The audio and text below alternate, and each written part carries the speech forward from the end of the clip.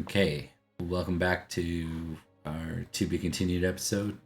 Before we begin, guys, we're gonna start with figuring out some glory from last game. So, I believe what we lacked as far as glory, figuring out the glory, were for the enemies that you fought. Yes, that was kind of where we got stuck. Like, or that's what your missing Yes. glory is. The ones you fought up in Wintering House, right? Or on the Yes. roadside. So we were just trying to do a recap as we go. The envoy from Malahaut traveling through past into Lindenpool, like before Lindenpool though. You got ambush from the tree line. You fought back. A lot of that was Esforus. You got you had a lot of downed opponents, if I remember correctly. Brunis. So I'm gonna tally here. Let's see. So as far as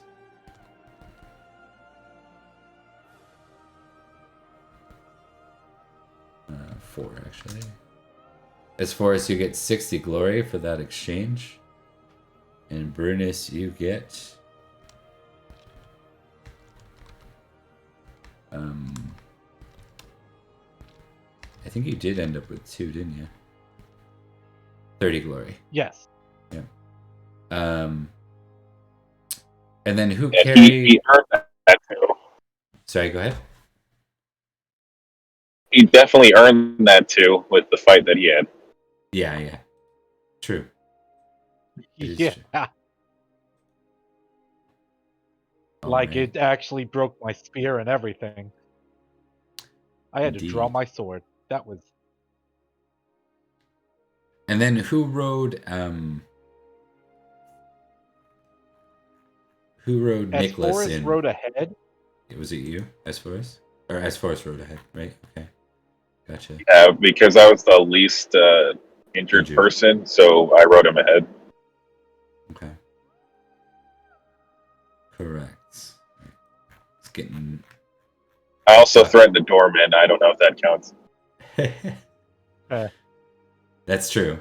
Well, I think for bringing him forward, we're gonna give you an extra 10 glory because that was well received. And it was Sir Nicholas who was the one who almost Yep. died. And it's my fault. At least that's what Sir Brunius keeps telling himself in his melancholic Right. right Yeah. now. You actually had melancholy for a few days too, right? I have it for 6. 6 days. Yeah, for basically a week, right?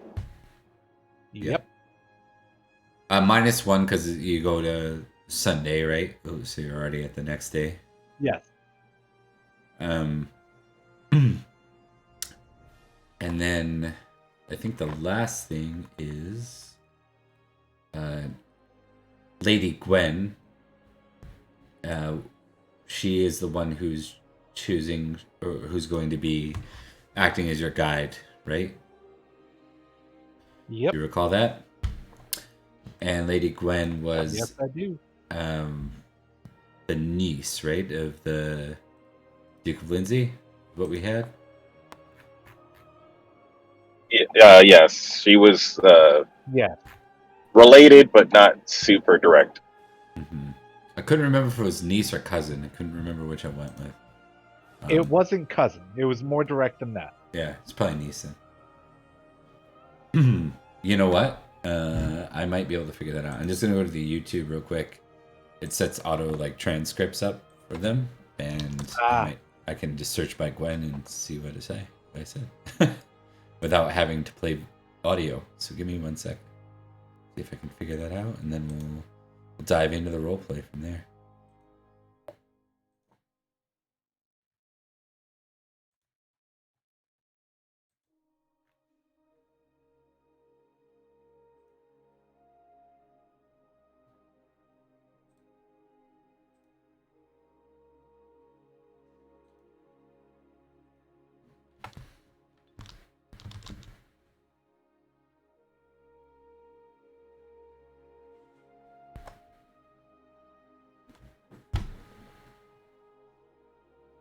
Cousin.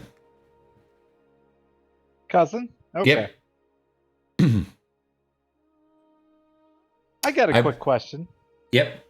At how many ranks of read would it take to be able to say I can read? You can read at low levels. And if I can read, can I write? Compose, yes. If you can read, then you can compose would be the skill for writing. But reading and writing, so composing is putting together something. You would typically roll compose for drafting something. As far as the physical act of writing, being able to read suggests that you can write.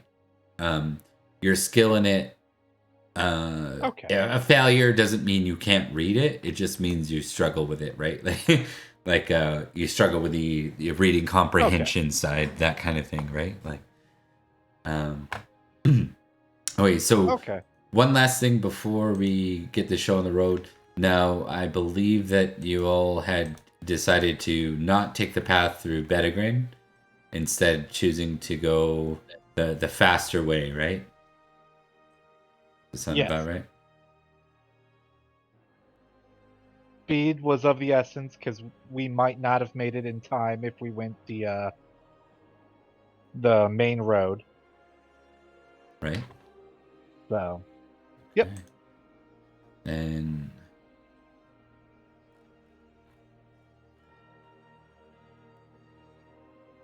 okay,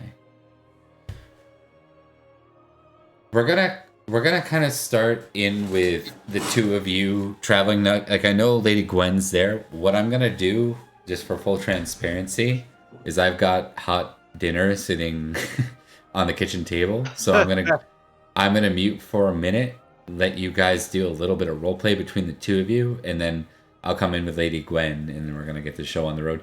You are traveling south right now from Lindenpool, basically southwest, towards your next destination. So we'll pick up there. All right, I'll leave it over. Let's start the scene with you two as I grab food real quick. I can hear fully what you're saying, just won't be able to respond until I'm back in front of my mic. So I'll be right back.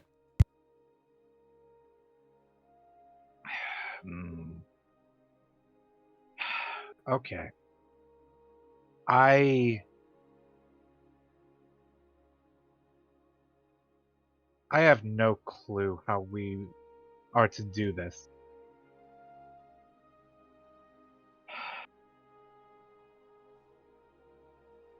I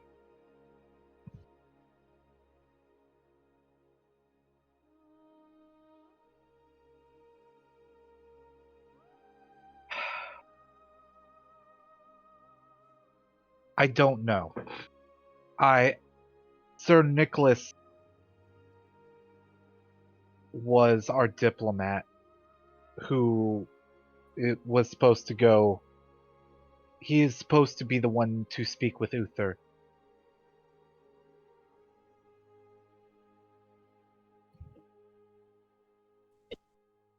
Now it's left to us, and I know you are eloquent in your own right, but when it comes to talking to people, I am...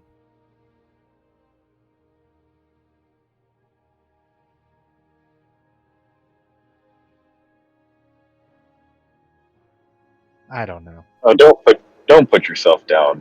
Don't, you shouldn't worry about it too much. It's just talking is like battles.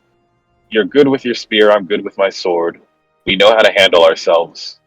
Just go in with that mindset, and everything should be fine. Just try to keep the private things private. But in general, we still have your plan that we're trying to do of getting those who would willingly volunteer to join us in our crusade against the Saxons, even if Uther decides to not extend a hand of help or friendship.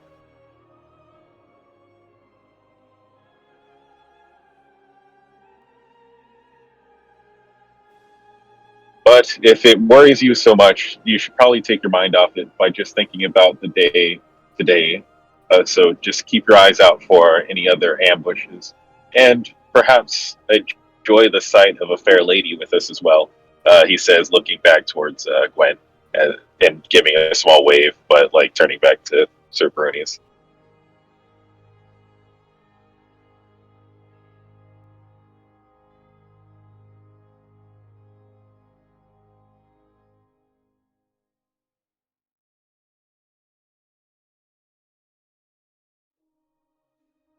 As far as you know that I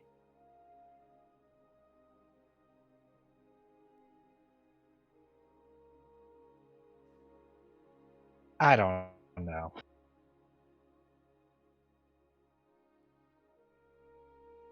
I am loyal to King Heraut beyond all else.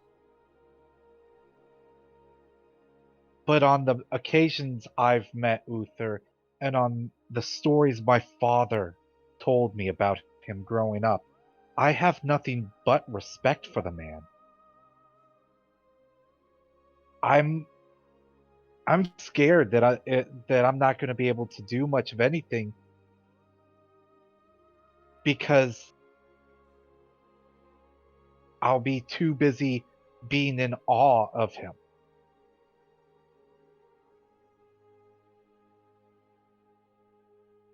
And yet, some of the rumors I hear about him, that he is a tyrant and a bastard, I don't know.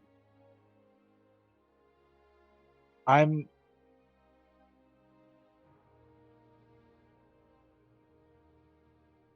don't want to go in there and bring shame upon Heraut, bring shame upon my family, and make and you and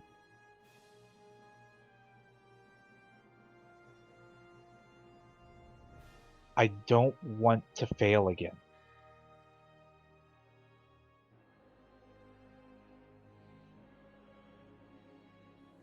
We are traveling with the fair maiden. And Brunius looks back over at these forests. She needs protection.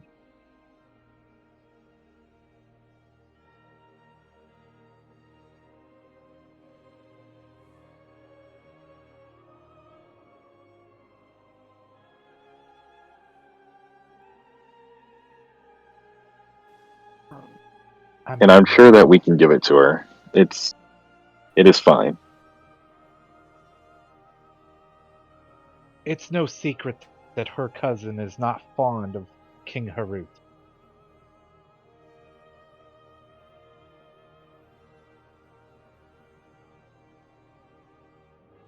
But from what I've heard, he's also not fond of Uther.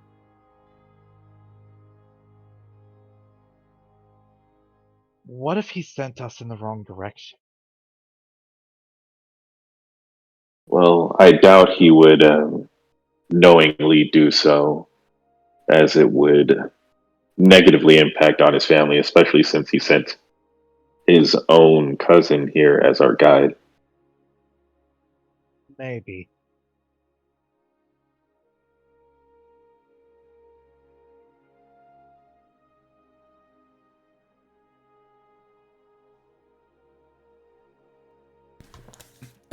Awareness checks from both of you, please.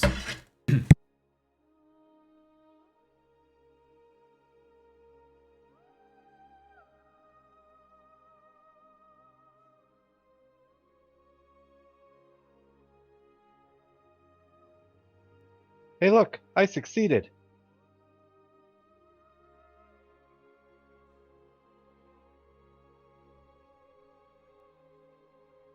Oh my goodness, I succeeded at an awareness check. Wait, nope. I would not have succeeded. Because of the -5? Because of the -5.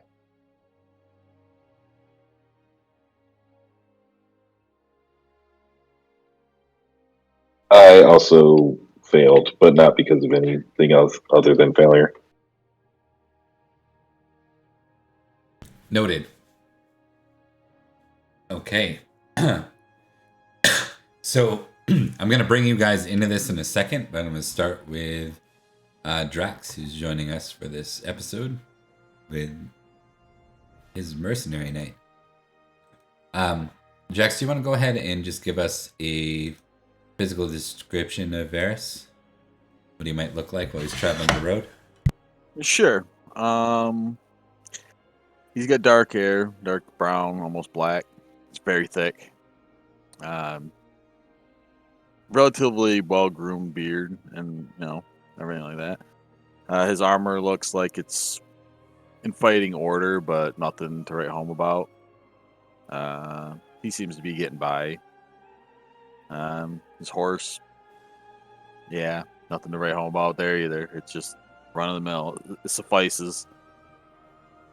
You're not in chain, right? You're in the other armor, like the mercenary armor. Yeah, it's mercenary armor. It's slapped together stuff. Yeah. I forget what they call it in this game. Yeah, I don't know what to call it. The either. armor 8 value, right? That one. Yeah. Yep. Okay. Yeah. Okay. So you find yourself riding north in search of. Well, they say that this year that there's money to be had a bit closer to your homelands, up in Lindsay. So you're on your way to Lindenpool. All right. And as you round a bend in the forest, having just passed through Learstown, you find yourself in a interesting predicament. You see a number of men dressed in patched together armaments. Give me like let's go with a battle test. A battle test. All right.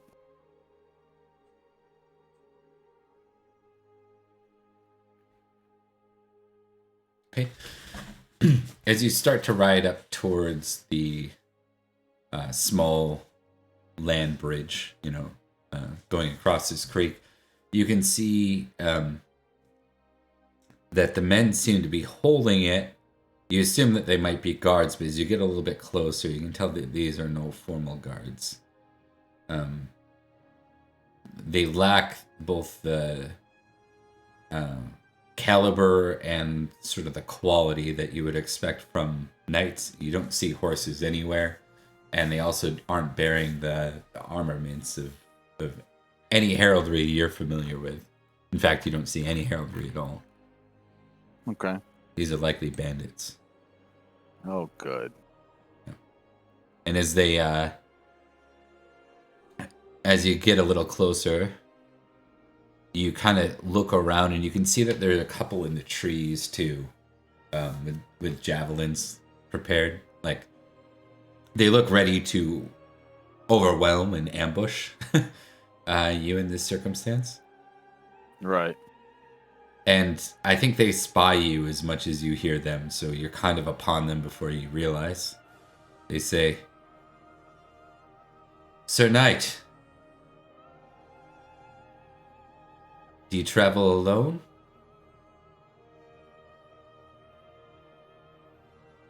What business of that is yours?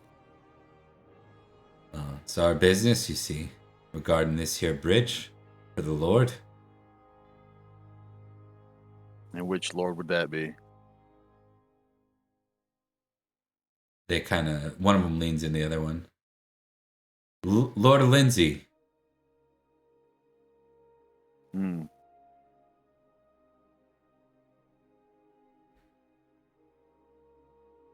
Fair enough.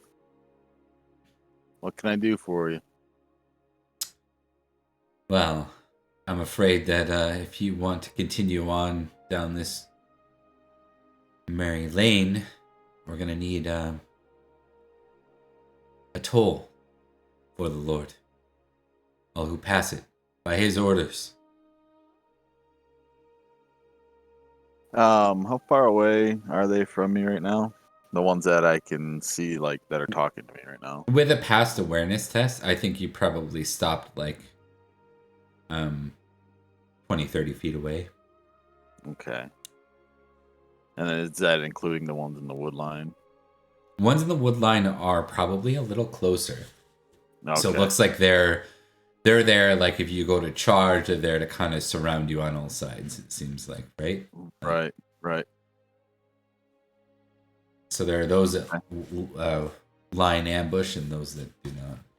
Right. Okay. Just trying to get a feel for it. Mm-hmm. All right, I'm going to keep playing along that for now. And how much is the toll that your lord is requesting? They smile. A librum.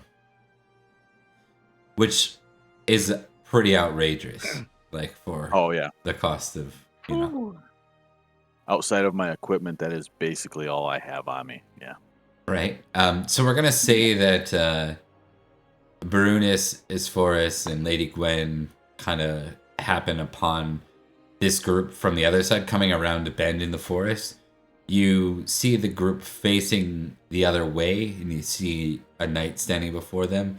You hear the little bit about a toll, and you hear the toll price being 1 librum. So we'll kind of cut over to Barunis and Isforus to see how you interact here. Like, I hear the price of a librum, and I'm like, I look over to our guide. A whole librum? Obviously, this is banditry at work. Isforus, do you do or say anything right there in that moment?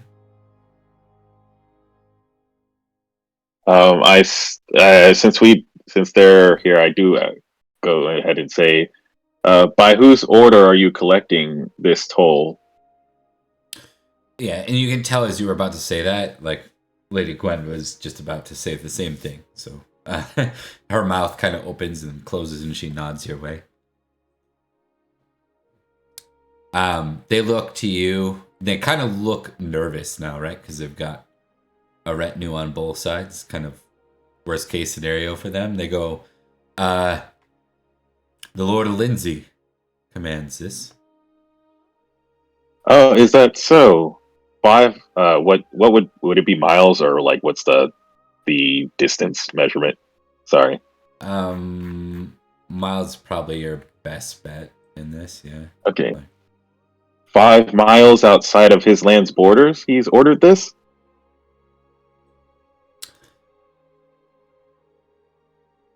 It's a bit. It has been a bit longer than that. Like it's most part of a day's travel already. But fair enough. Like we could riff off that. So I think what they look a little flustered and confused, and they said, "Lord's orders are the Lord's orders."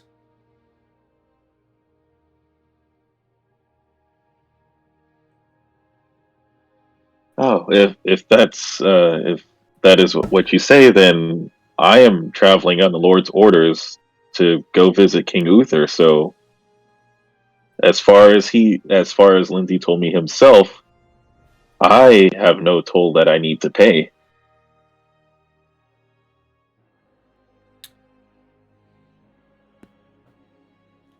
They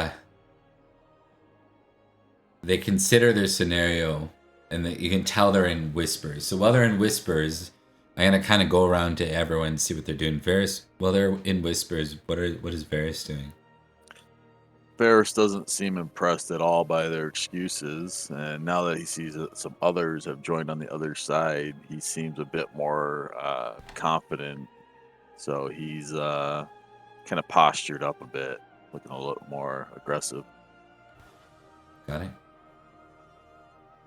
What about Barunis?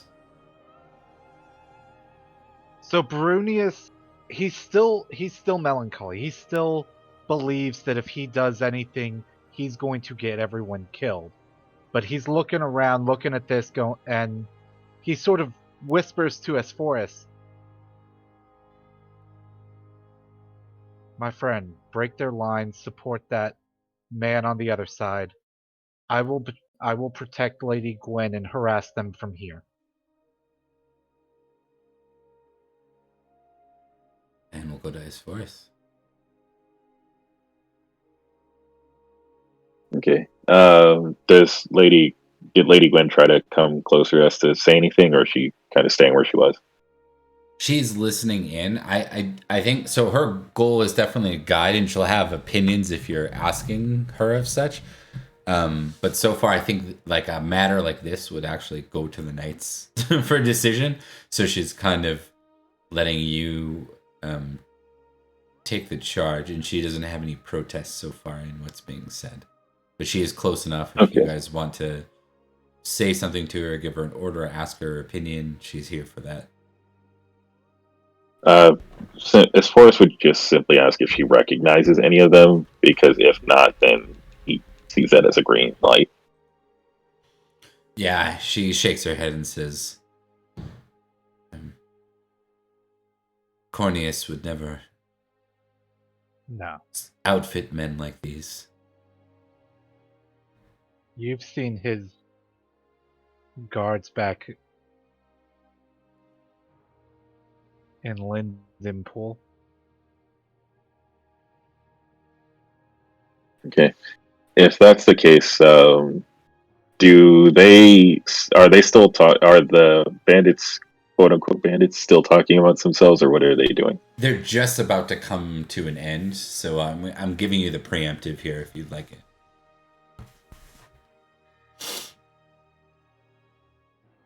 Okay.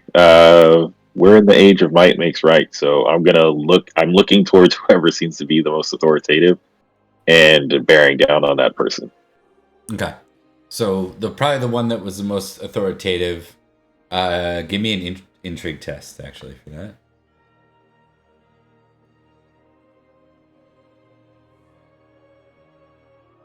Just so that I know. Yeah, you all can do this test if you'd like, because it's probably something you've been trying to. I failed. And you failed because of your melancholy, so that's interesting. Like that, you can take note of that. No, I failed outright. Oh, okay. I only have a 5 intrigue. This time I did not. Gotcha. Okay. I think for Esforus and Varys, Brunus, you figure it's the one that's talking, right? The one that's shouting. For Esforus and Varys, Yeah. I think you identify it's the one that's being whispered to by the one that's doing the talking. It's actually the mastermind behind this little gig, if you could even call it that. Great. I'm good, but intrigue is not my forte. All right, so we'll go to S4 for action. Then you're gonna bear down like you're charging in.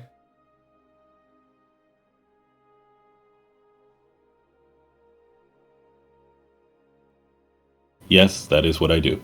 Okay, perfect. All right, so we will go to actions because I think by time you start to charge, Varys, you're gonna have an opportunity to react here. What do you want to do as you see one of the knights start to bear down on them? I chuck my spear at one of the guys with the javelins in the woods. Okay. Okay, so we're gonna give you guys. We'll go into like a skirmish after this, but we're gonna start with like a surprise round because they don't look as prepared for this to go off as you do. So, you can just simply make your attacks. All right. And would throwing the spear still be spear?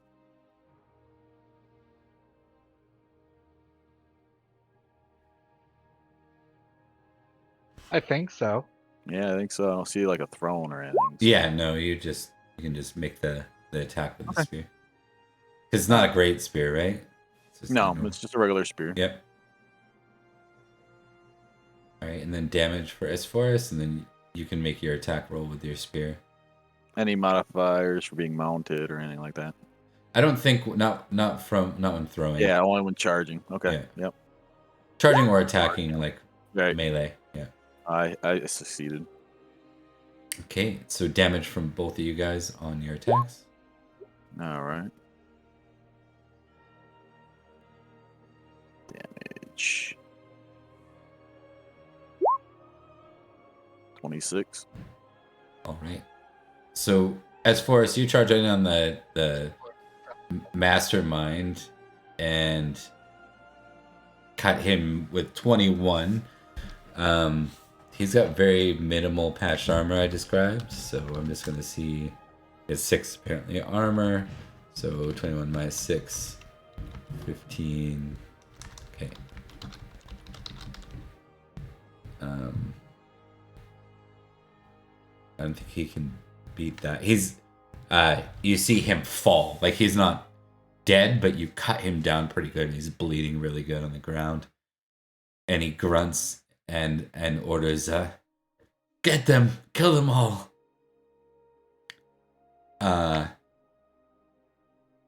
The one of the javelineers starts to move into range, and then Varys, you throw your spear and catch him mid movement, and you see him just leave his feet.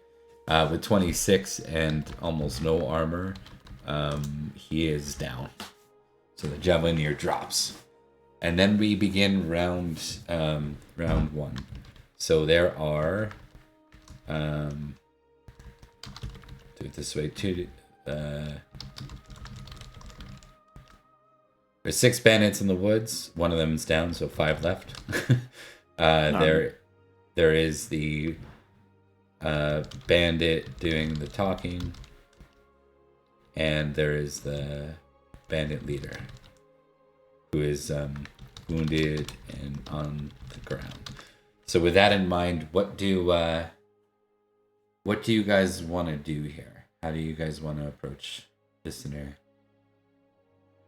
We'll go person to person. So we'll start with Brunius, and then Esforus, then Varys. Okay. Brunius does not have. Brunius thinks that if he moves to help them, that Lady Gwen is going to die.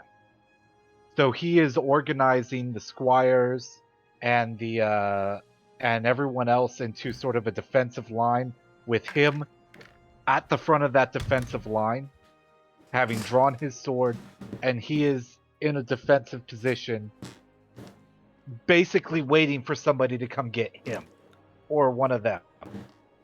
Okay. So he is holding back. Sort of Noted.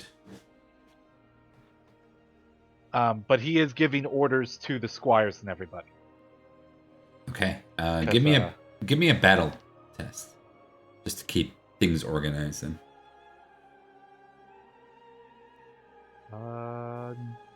No, that fails. Okay, not fumble, so that's okay. Failure is one thing. Nope. Just a failure. Yeah. I am second guessing myself. Yeah, exactly. And I do not sound confident at all. Noted. All right, so we'll go to Esforus. What do you want to do for your action? Gonna split my attacks between because they were standing next to each other. The guy that was talking and the guy that was getting whispered to. Okay, you're gonna split your attack and attack both of them. Got it. Yep. Mm-hmm. All right, and then they don't have great spears, do they? No, they have daggers. Okay. The bandits. Cool, yep. Cool. Okay. Guess I'll go 10 and 9 for the split, so it'll be 15 and 14. Okay. So the first one's at the guy that's still standing right now. Okay. And then they're gonna target you too, so we might as well do. I'll call him the mouth. mm-hmm. Oh, he just outright fails. Ooh. So you're gonna do full damage on him. Ooh, okay. Uh-oh. But you fumble on the other guy. Well, he is on the ground, harder to hit. And we'll see what he does. He's gonna take a -5 for being on the ground to his attack. But he hits. I think I might call it in. because it's a brand new year technically, right? Yep. Cool. I'm gonna call it and use my yearly homebrew point Okay. to change my luck. Turn that. It turns into a failure though, right? It just steps it down one. Yeah, so that like I don't fumble on this guy. Okay. Yep. Okay, so you won't lose your sword in the process, but he will still do damage. You're okay with that call? Oh wait, so if I fumble, I just lose my sword, or not just, but I do lose my sword. You do I lose drop it, it, like right? yeah, You lose your sword, Okay. and he does damage. Whereas and he does if you damage. don't fumble, you keep your sword, but he still does damage. Okay. Because he hits you. Yeah. Okay. Then yeah, I want to keep my sword. Yeah. Okay.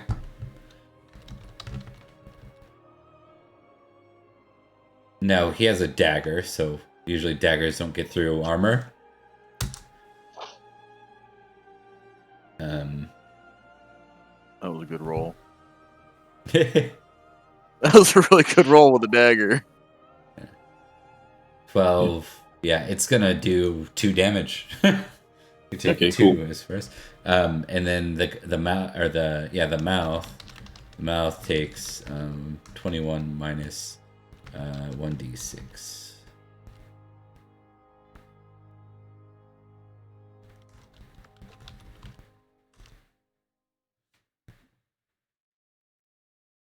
So he takes 19 damage.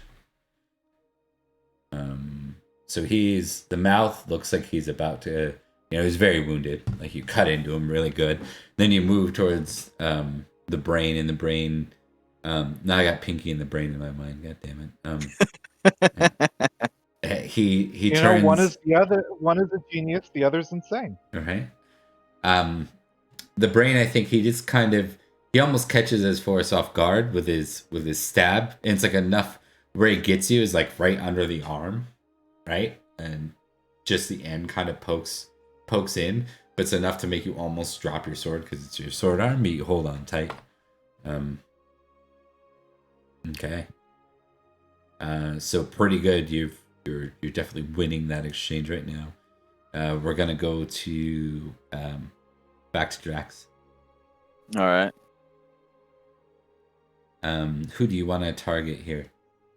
Well, you said there was 5 left in the woods, so Yeah. my first question is going to be: are the woods too dense to actually maneuver a horse through? You can't charge, but you can maneuver the horse. Does that make Okay. sense? You don't have a straight line, but you can. Right, I won't be able to get charge bonus or anything Yeah. like that, but I can actually still fight atop the horse. Correct. Then I will make my way towards the next closest javelineer guy that was in the woods with my sword drawn. Okay. Go ahead and give me your attack roll against him. All right. This isn't going to be as dramatic. Like I said. All right. You did not put points in the sword. I went with a very specific loadout for my character based on his storyline. So.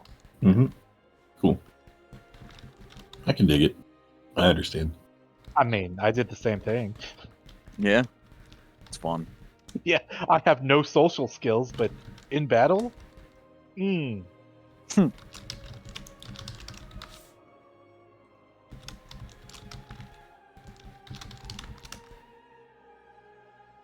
Both hit.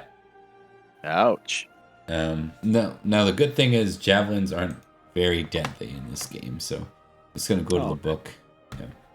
A lot of the time they don't do a ton of damage, but it was enough to knock me out in the one game I played in before. Yeah, well, you do have lower armor, actually, now that I think about it. I do. Yeah, I only have 8. Hey, let's not think the dice gods. They could grant you like luck and you can roll all ones. This is a Bobby game. I don't get luck. You have bad luck in my games, don't you? Yeah. Okay, javelin. This is a roll 20 game. I'll roll 20. I will roll over what I need all day long. And then I'll be on roll 20 tomorrow, and it'll do nothing but roll 1. Yeah. Sounds about right.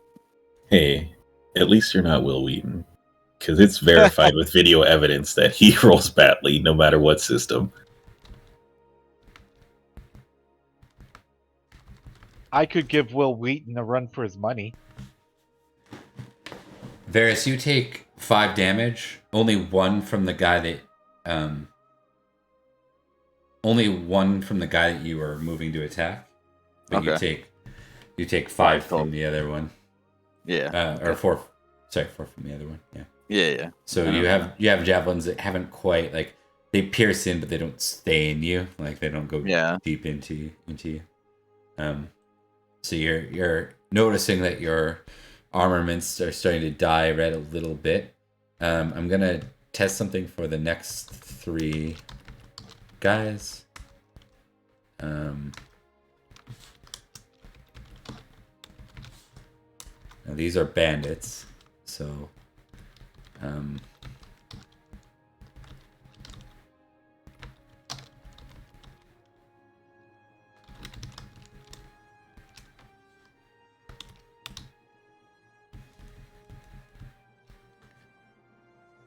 just gonna copy this formula in for these 3 guys.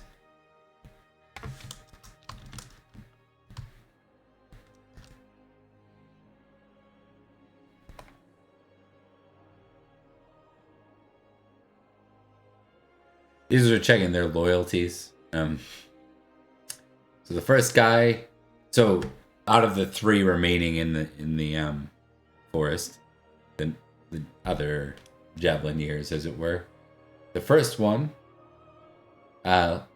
takes a look at the scenario and turns and starts running. The second one takes a look at the scenario, looks to his friend, and takes off, and so does the other one. So it's just quickly become just the 2 javelineers that are against you, Varys, and then the Pinky and the Brain here on the bridge. So we'll go into the next round here.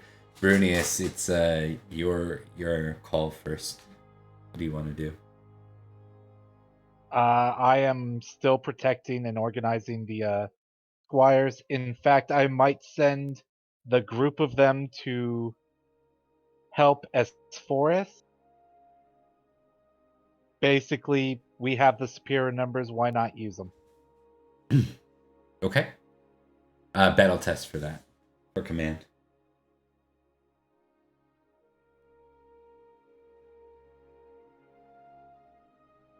Okay. What I'm gonna do is again. I am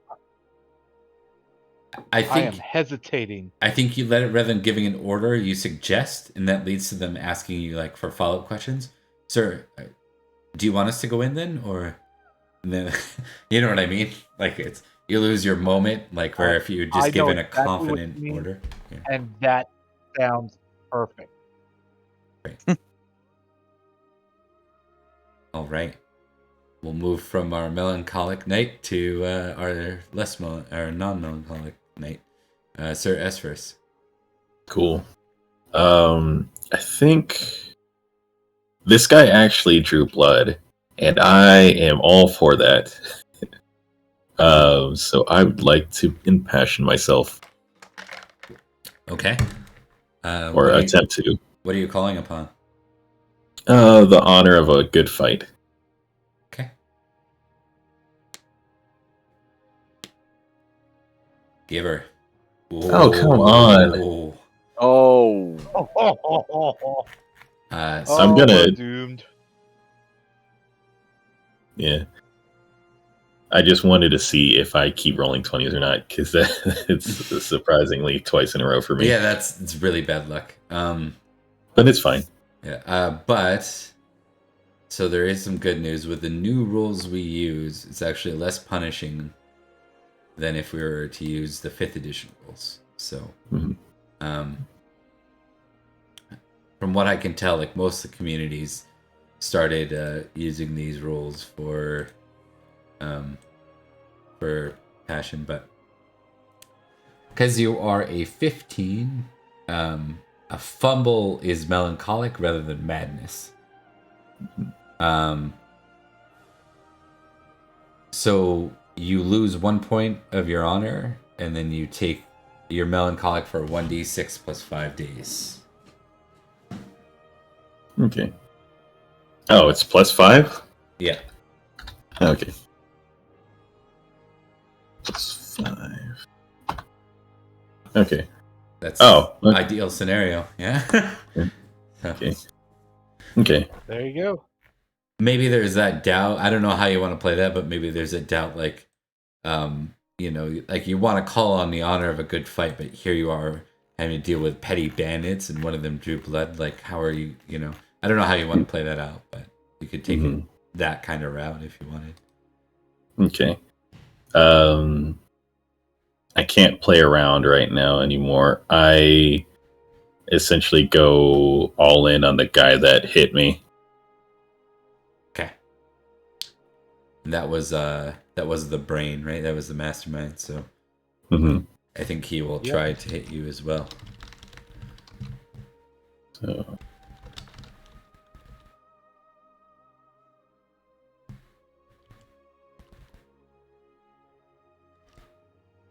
Oh, are you kidding me?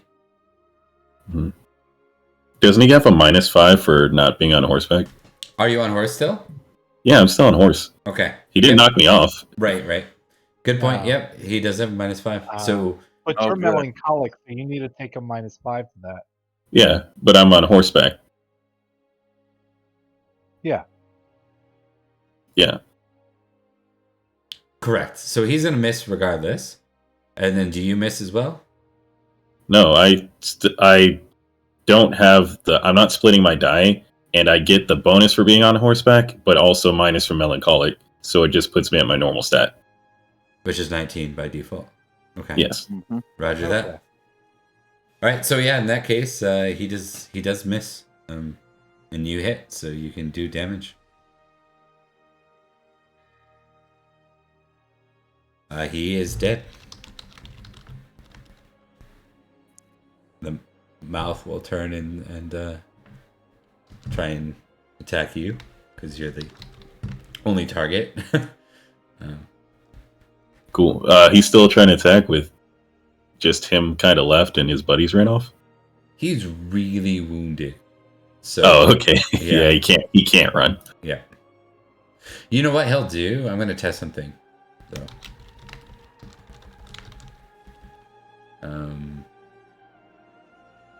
it's probably pretty reckless. He is he's gonna try to attack. He doesn't even have good odds, right? So yeah, he swings and misses. So we'll go to Varys next. All right. I'm going to continue my attack on the nearest javelin from horseback. Okay. And hopefully this works better. So we will find out. Man, I thought I was special with a 17 spear. You're rocking a 19 sword. Like every time we've been picked to level stuff up, I said my guy's a sword guy. If I get my bonus, I get it, but still, I don't know if I get one for being on this horse. So you do. Yeah. So that should work. That would be a critical. It's a crit. Yeah. Congratulations. Thank you. You're about to cut this dude in half. Yep. Give me your damage and then times it by 2. 30. 30, and then he's got 30 minus 4. Yeah, 26. Yeah, he's dead. Lopped his head off. Last Javelineer looks around. I'm gonna give him a penalty to his valor here. Yeah, he's running. All right, cool. Oh, cool. I think as we move in, let's do that last trade between his forests. Actually, give me another battle test, Brunus, if you want to try and get your squires to surround.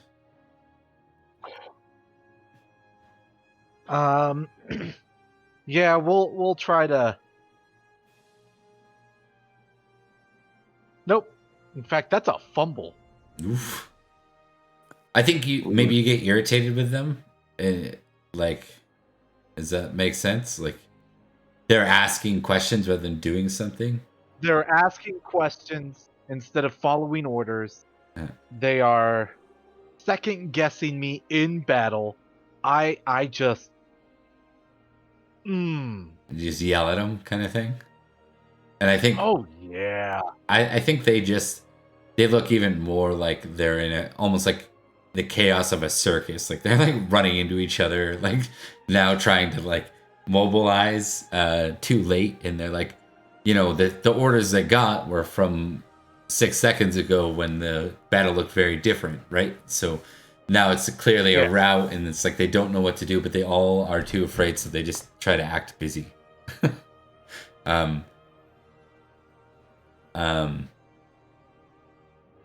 One of them actually moves towards. Anyways, we'll get to that this round. I think it'll be funny. We'll go to Esphorus next with your exchange, and we'll do something with Varys here. Oh my god! Seriously, What's with all these 20s? I don't know. Apparently, he thinks I'm playing D&D. Apparently, he thinks it's Friday. Yeah. If you were playing D&D, you'd be killing it right now. We all would. Yeah. I think. Oh wait, it says it takes effect after the battle. Does it? It takes effect after the activity that caused it is completed, and apparently we gain glory. You do always gain glory for being melancholic. You gain it at the passion level that you were at. Mm-hmm.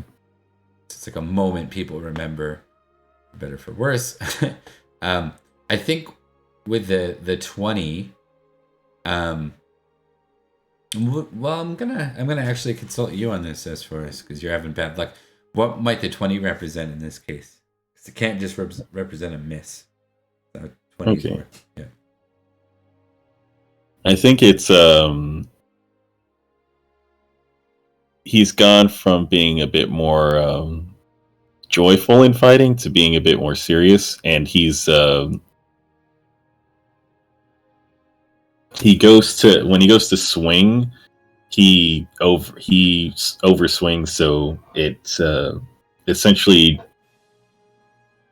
it gives the bandit an opening to like not hit him, but try to hit him back in a way that it's just an odd angle for a clash, so he loses the sword. Okay. So the sword is lost kind of in the exchange?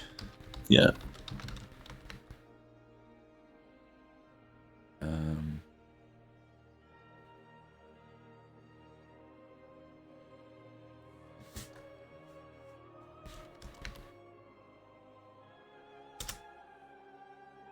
Yeah. I think despite that, though, he's unable to hit you, but he does manage to get the sword knocked out of your hand.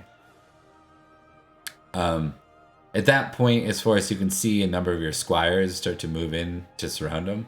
But as we move towards Varys, one of the squires comes up with a spear and says, "Don't move, bandit."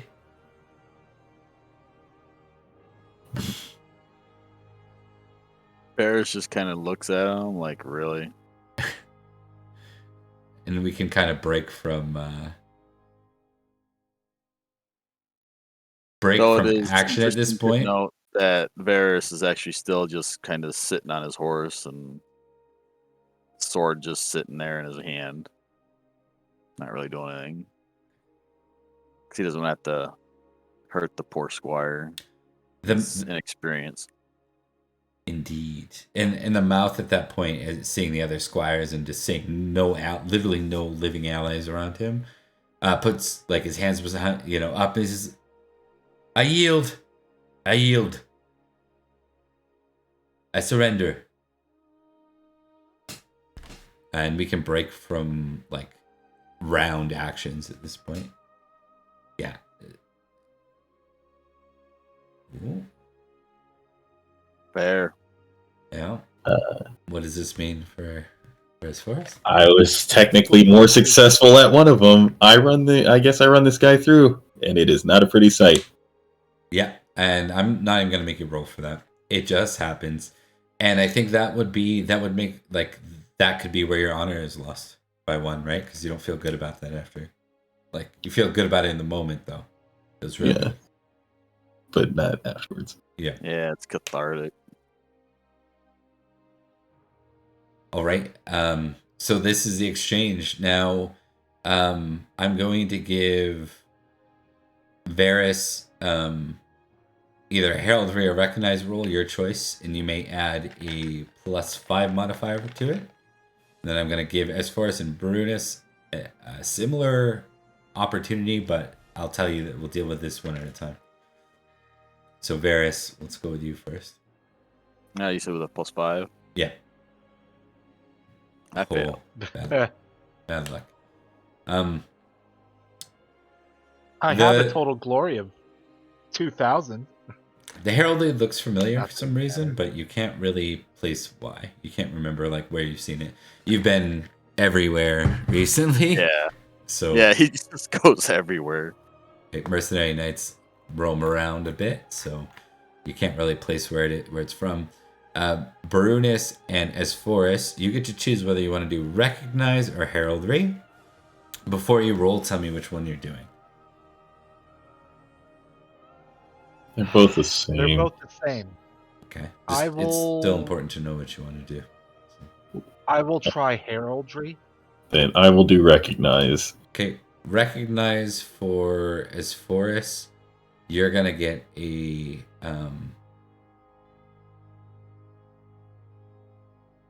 +5 to this one, and then Brunus, you're gonna get a +5 to heraldry as well. Cool. Okay. I think that just makes us roll normal. Oh, because you're melancholic. Yep. I didn't factor that in. I want to reflect this properly, so let's do +10s. So Okay. yeah.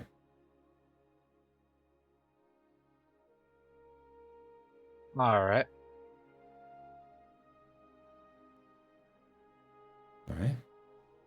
You both Hey, I can, succeeded. I recognize this guy. and you can tick those. Yes. That's always good. Speaking of ticks, do we need to roll our other ones, or we save that till the winter phase? That happens in the winter phase. Yeah. Okay. Cool. So here's what you are able to recall. Esforus, you recognize him. He fought in the units in Malahaut during 484, the battle of like the counter siege of Eburacum and the battle of Mount Damon with Merlin. That you recognize him as a mercenary knight that fought there. And you know him a little bit because his younger brothers are his older brothers, sorry, are century knights. Meaning his family's from Malahaut. For Brunus, you recognize the heraldry, you recall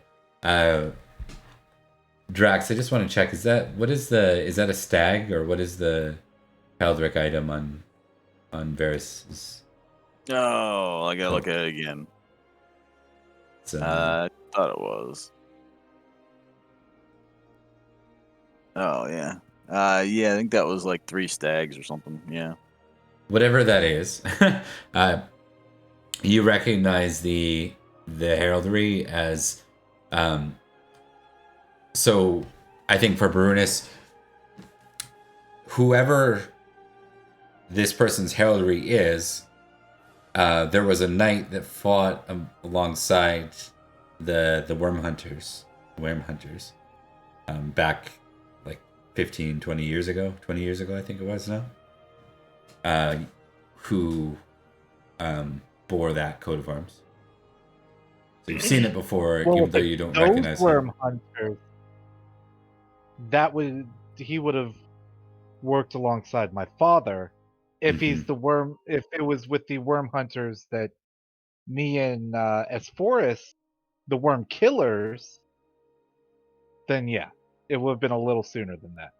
No, this is the dating way back one. Your father's there. All right. And I'll let you guys go into roleplay from there. Lady Gwen is just kind of... Well, I'm going to sit back with her for now. I'll be playing her a little bit harder here in this next couple moments, but let's give you guys a moment to catch up. Is the squire still holding his spear at me? No, as Forrest calls him back. Okay, And I was just curious. he calls everybody to get in order. Okay. Actually, probably a bit more sternly than they're used to him speaking. Yeah. Varys is retrieving his spear from the dead javelineer that he killed with it while this is going on.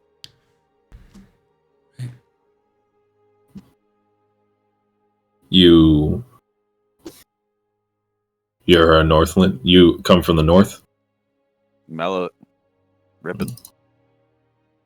You I recognize... think I recognize.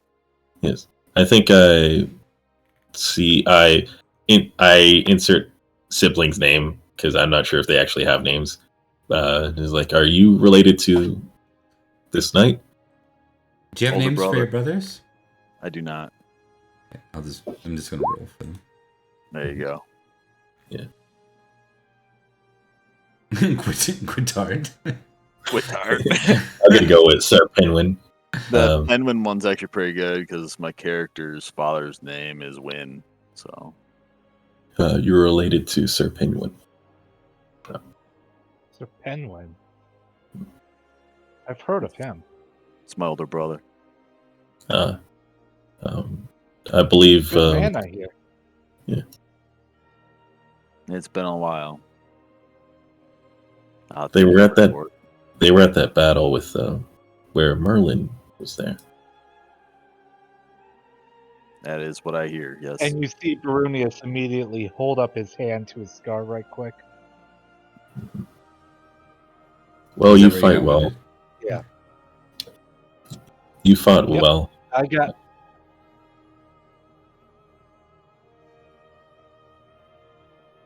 them, but Uh-oh.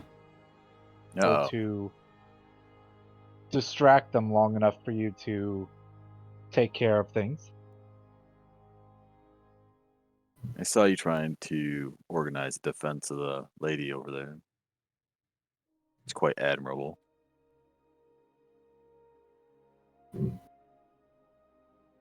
It was not our best fight. Well, let's not dwell on that. Are you heading home? Where are you headed? I can... Go ahead. Yeah. No, I already gave you that info, so I will shut up. Go ahead.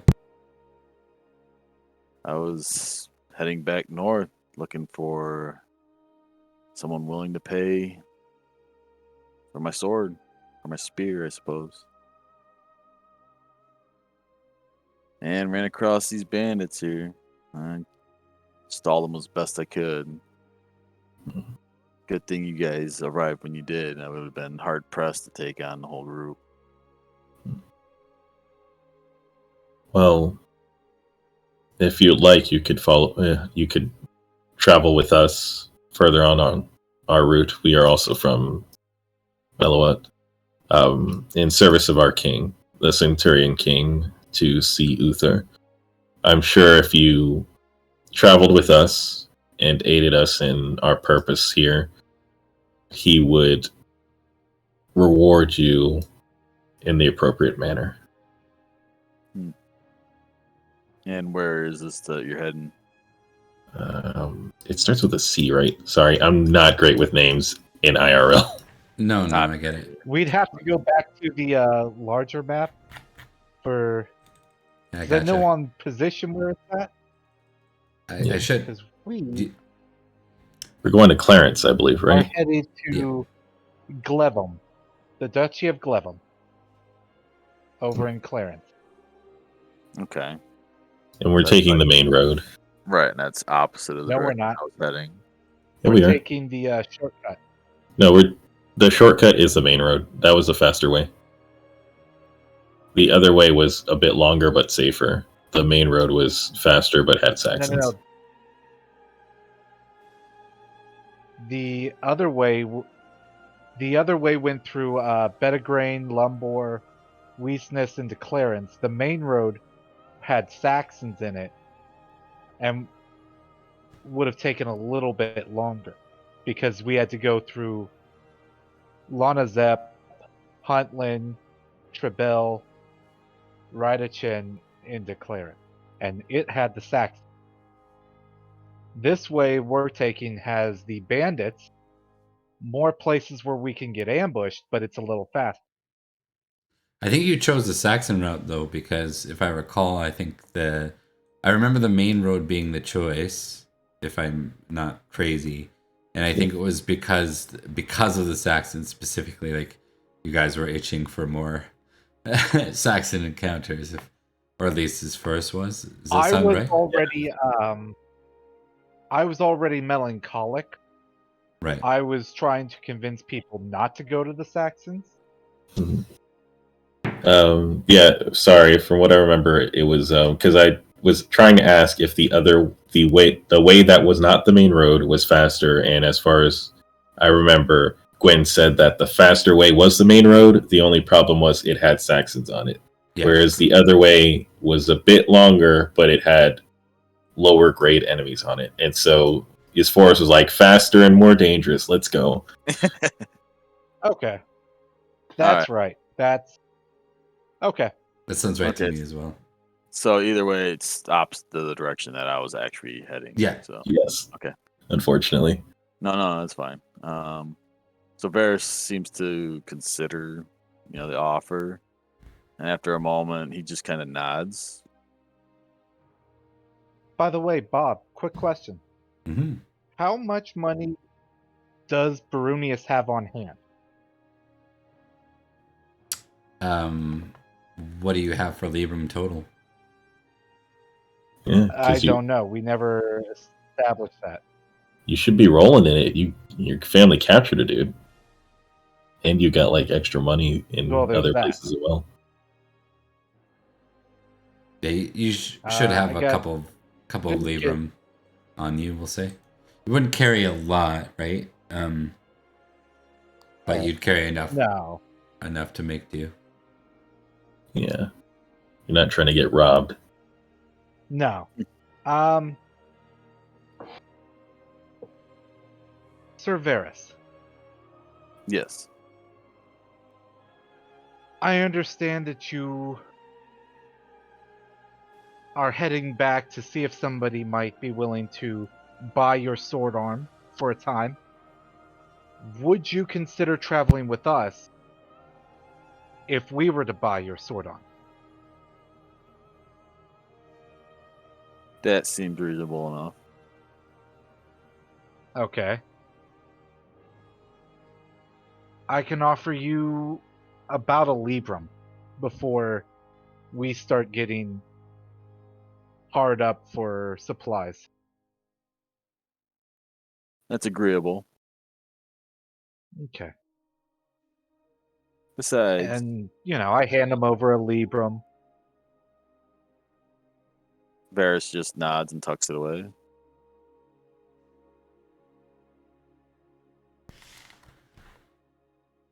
Lady, Allow who me is to the- introduce Lady Glenn. Yeah, I was just getting ready to ask, who's the lady in your company? She is the cousin of Duke Corneus. And she is our guide towards Clarence and King Uther's winter court.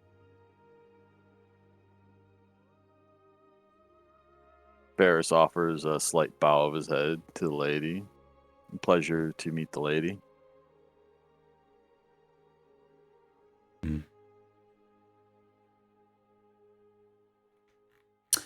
So she will say at that point, Well met, Sir Knight. And thank you for assisting in what just took place. As far as, are you wounded? Oh, I guess like at this point he actually notices he's bleeding a bit. It's a flesh wound. I'm sorry that you have to see it. And he'll like get someone to patch him up because he's not. Rather than because it's harder to do medicine on yourself than to let somebody else patch you up. Yep. He's got a squire. Unless the lady's like trying to kick people out of the way to patch him up, he's gonna have his squire do it. No, she really what she's doing here is trying to draw attention to the squires or somebody to make sure you're looked after. And with that, she'll go to Varys and say, "And you, Sir Varys?" Just a flesh wound as well. It'll heal over time. Even so, someone should Leo? treat it. Go make sure that please go make sure that our new companion is only minorly wounded.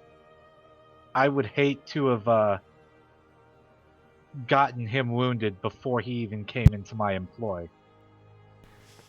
Okay, That's generous of you.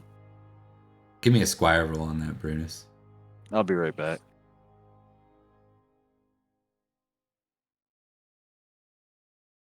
Okay. All right, yeah. So Varys will be treated, and then as far as, do you want to do a squire roll for your squire as well? Yes. It's just 15, right? Because I kind of have a regular person.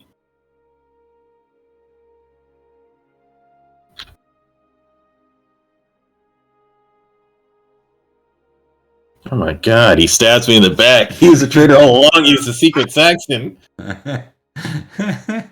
These 20 rolls are insane, man. Cool. Yeah, if I roll another one, I'm just not going to roll any for the rest of the session. Right? What's wild is I think you've rolled a 20 more than you've rolled a cumulative number of anything else. So if you take up all your non-20 outcomes, I think they're less than the number of times you've rolled a 20. It's wild. Maybe the highest I've ever seen in any game. So congrats, I guess. But it's not going to matter that much. I think what's going to happen is your squire tries to patch up. Give me a d6, or actually make a con roll. Constitution. As far as It's actually not that great. Okay. I'm going to keep true to my word. I'm not rolling anything else for the rest of the night. I'm just not going to roll anything. Holy, no way. I don't understand. It's Bob's fault. Hold on, though. These aren't rolling right, I don't think. Oh. I'm just looking at the script. 1d20. 15 plus 0 minus 1d20. Does that look right? Yeah, roll of 20.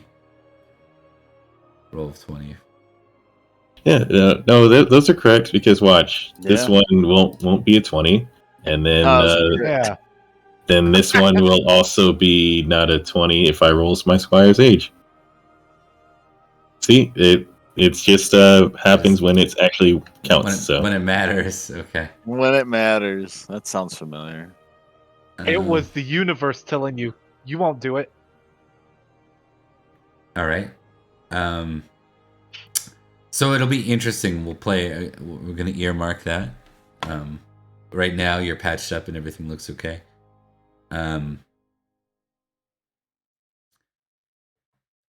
All right. So you continue on. As you continue, you're gonna pass into Learstown. So you find yourself in a small little settlement of Learstown. a good sized settlement of Learstown. Has most of any supplies you might need. It's probably a good place to stay for the night as well. Yeah. Anything you want Just to a quick do? question. How long is our journey supposed to take? Total? To getting where we're going right now. Yeah, 1 sec. I think we did this last time, but let me just check.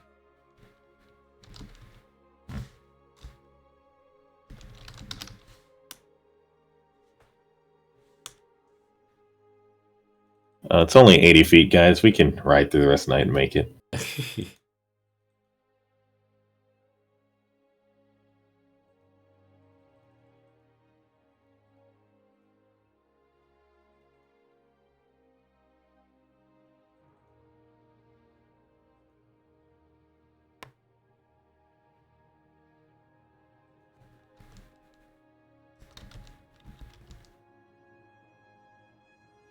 About 100 feet.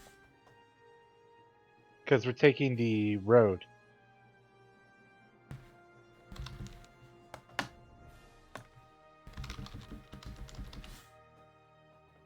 I'm just looking it up.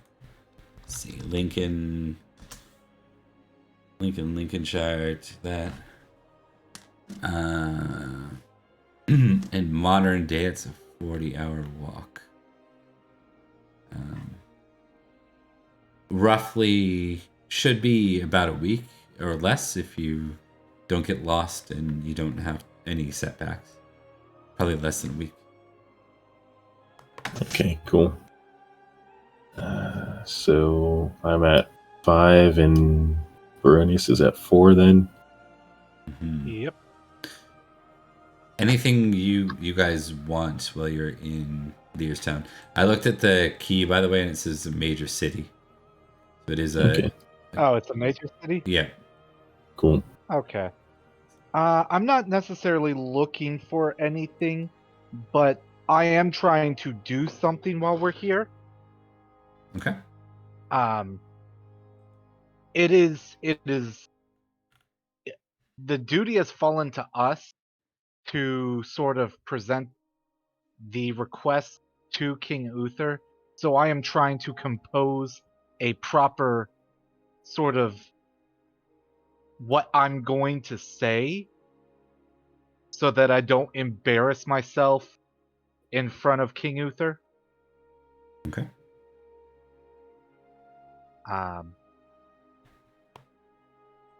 And I am going to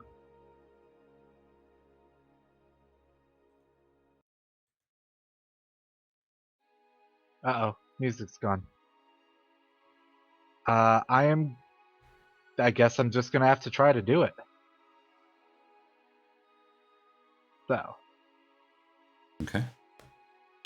Let's As see far what as I come up with. -1, huh? That's because I've got a 4 and a -5 from everything. Big melancholic, yeah. Okay. So, yeah. It sounds terrible, and I am unhappy with it. Unhappy. So you're really feeling the stress of this at this point. Oh, yeah. I guess right now his force is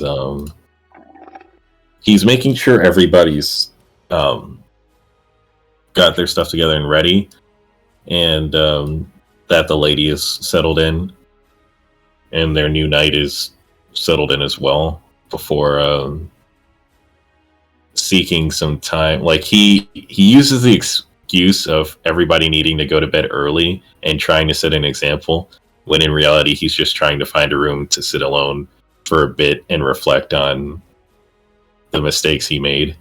Okay. So for him, it's the melancholy is coming from that fight. It's not like an overwhelming situation of everything in the in the political framework of the island, but it's that moment that's really keeping you up.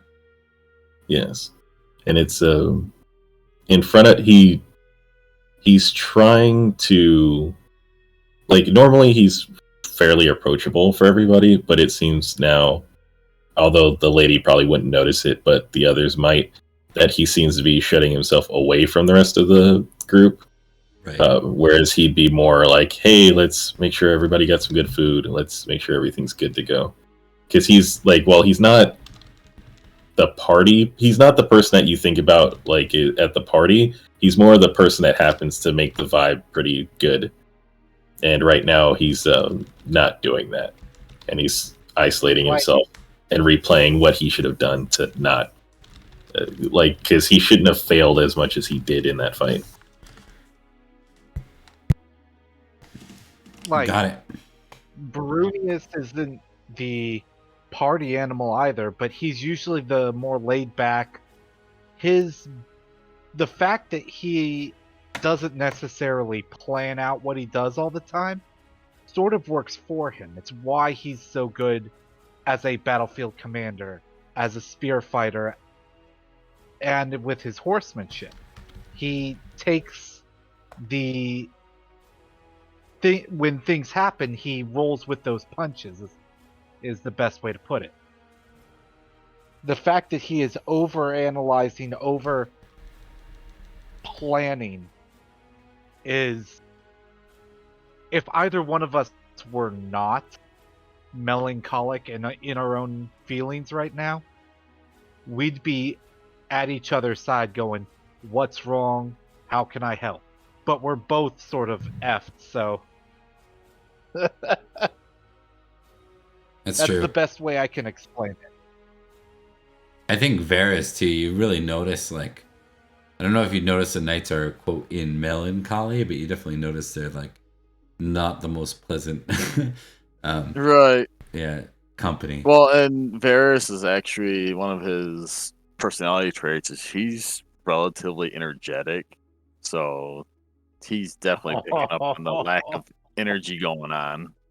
So I'm trying to think how best to do this, but he kind of wants to try to get like the little group, try to get some positive energy going, be it just random like dancing in wherever they're at or anything, just trying to get people to relax a little bit. It's been a rough day,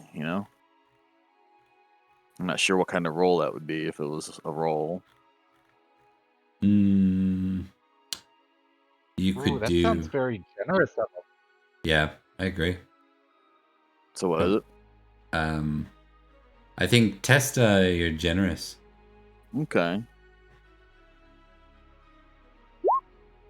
Success. All right. So it'd be a very different role to like actually pull them out of melancholy. You can, sure. You could certainly try if you wanted.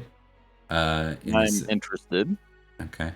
Maybe at the breakfast the following morning or something like that. Would be a good time.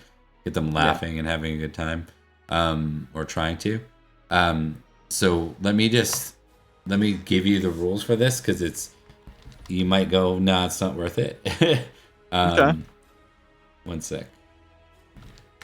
Yeah, this is outside of my usual skill set here, so I'm kind of curious to see what this is going to be.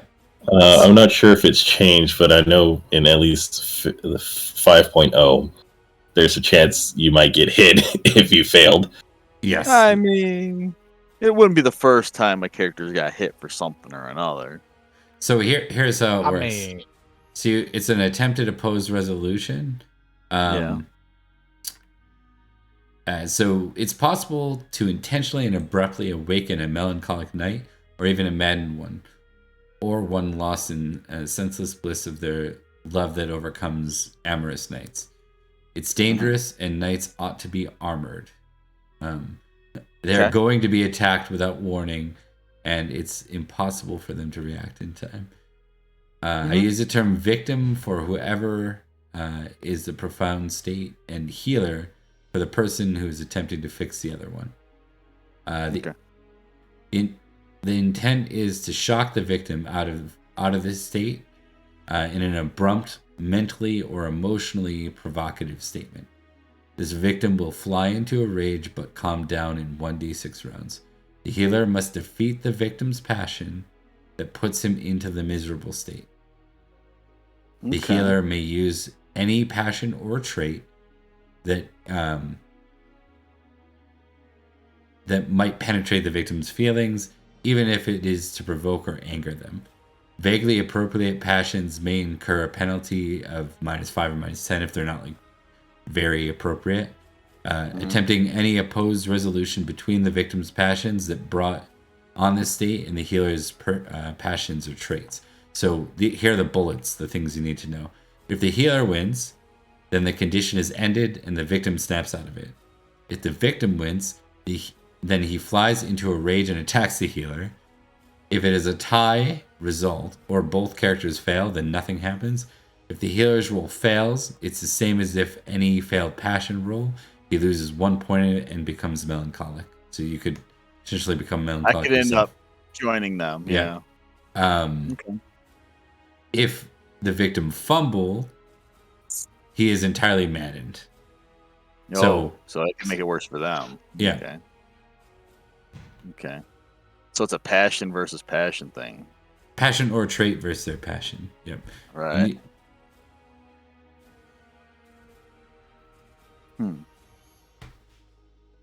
Yeah, exactly.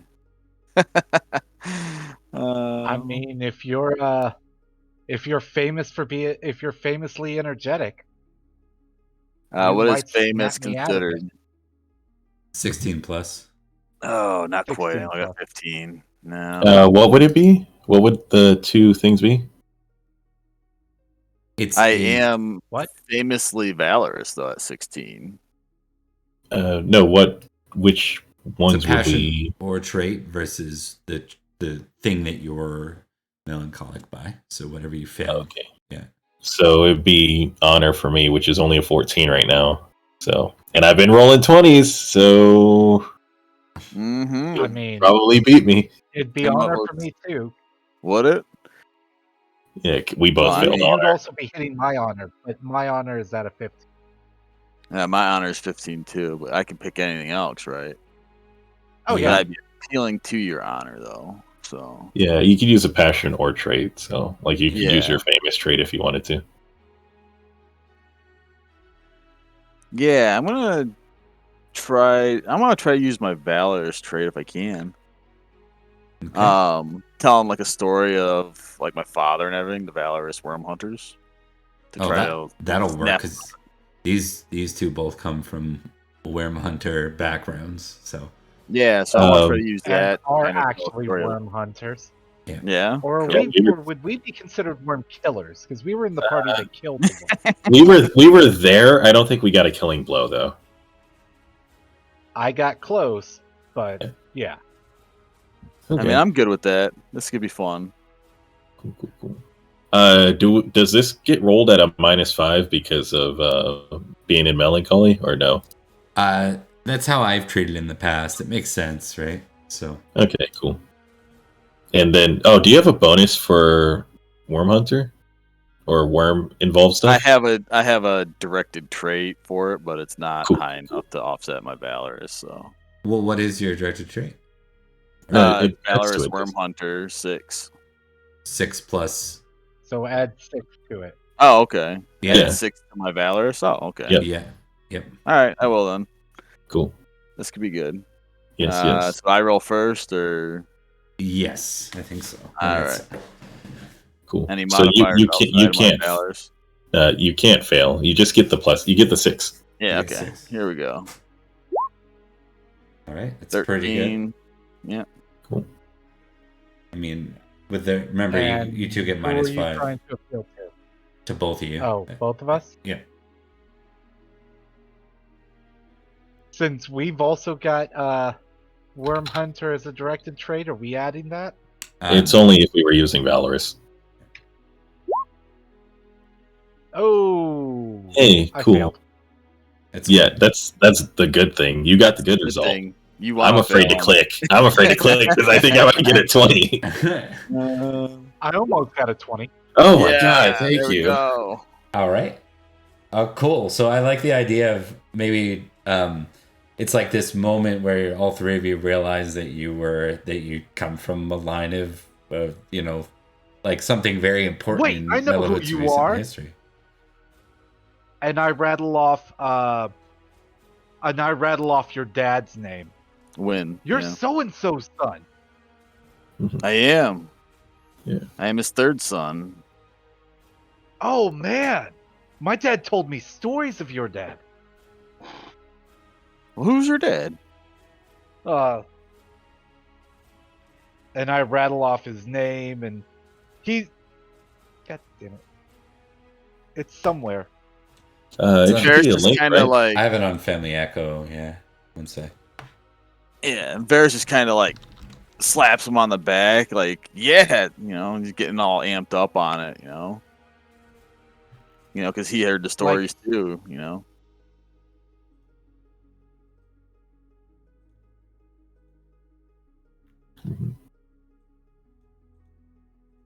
I think when we get into the stories of the worm, it helps his forest to relive like the fights of an actual overwhelming enemy, and just realizing that you kind of had to do whatever you had to do to keep going, and so it allows him to get past what he did to that guy. Mervyn. That's what his name was. Mervyn. Sir Mervyn was my dad. I know that name. My father held on to those stories for so long, and he told all of us them over and over. Yes. Some of the greatest days of his life. Yes. And then you've got the fact that, like, were you there 5-6 years ago when we sat there and hunted down that thing once and for all? Out of character, I'm not actually sure if I was or not. You were not. You were. I was not. You were in your ward state then, right? Yeah, that's right. Yep. Actually, you were in early night, so that would have been early night. Yeah. Yeah, that would put me at about 20. So were we. No, my situation politically kept me away from such things. Yeah. Unfortunately. All good. You want to hear about that, or is there anything else? Like, yeah, tell me over breakfast. Let's go. We can. Mm-hmm. Oh, and I am regaling him with the hunt and how it went, and how both of us were. Me and S. were there, and me and King Heraut were fighting side by side against this thing. Mm-hmm. And S. downplays that. Like you'll say it was 1,000 feet long, and like it was more like 100. It like while he embellishes the story, his forest kind of tames it, humbles it down a little bit. But he does say to the others that breakfast does smell good, and they probably recognize that both of us are feeling better than we were. Varys is just like energized, like the whole time he's telling the stories, and even with the exaggerations and then the pullback from the forest. You could see that he's like slamming his hand on the table and stuff. He's like really just super. It's just really good to be around a group of knights and reminiscing. It's been a while. There are embellishments, and then there are things that sound like embellishments that his forest is just not even saying anything about because they weren't embellishments. And Varys is just hanging on to all this, like completely enthralled by it. Awesome. What's Lady Gwen doing during all this? She seems genuinely interested. I think a worm to her sounds a bit like a fairy tale, right? So there's definitely some doubt, but as you all start to connect, like similar stories, like things that kind of mesh well together, I think the trust in this at least being not bullshit. Maybe it never happened, maybe these things aren't real, but I think even the fact that you all were told the same folklore is like interesting to her. So she smiles and listens along. I think she's pretty interested in what's being said. Hmm. Well, when her cup gets a little low of whatever drink she's drinking in the morning, I'm gonna offer to go ahead and start refilling cups and everything like that. Awesome. Basically, I am being generous to everybody. Like, I know I've been a bit of a bear to be around these last few days, so I'm trying to make it up. Gotcha. And then I think once, as far as sees that we've gone like a little bit of extra time to spend on breakfast, he does say, "Let's wrap it up. We don't need to make our horses suffer any more weight than they need to." Speak for yourself. I can't seem to gain weight. God. You know, people wouldn't look at me as much as if I was fat. Hey, can I get some sausage to go? You'd be surprised at how many people would look at you more if you were, as they would recognize the wealth that you have for such excess. Brunius just throws his hands up in the air. Never mind, and just kind of storms out. Varys just kind of gives a little chuckle and kind of nods to Forrest and starts to head out as well. Mhm. Having Like, you'll enjoyed notice, the time. despite having like the really gash across his face and eye, he's still handsome as heck.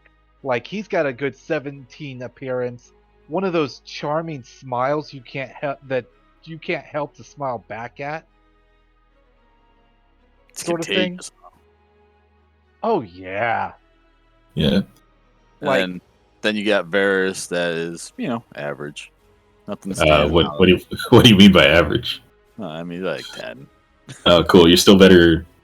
Oh, you're still more appealing than as far as the. Yeah, his appearance is not his his strong suit.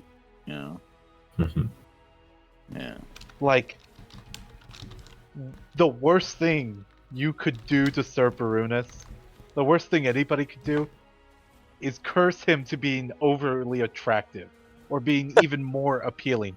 He would hate you forever. There would be blood feuds for the rest of his life. And then Isforus would say, "Remember what happened to your grandfather and my father." Oh yeah, the blood feuds. That's right. Yeah, they both. It was really. I don't know how much you know of Drax, but it was really weird. Like between our grandfathers, his died early, and mine had this great career. And then when it got to our dads, my dad died early, and then his dad had a great career. Yeah. My character had an interesting roll up too. It was pretty cool. Yeah.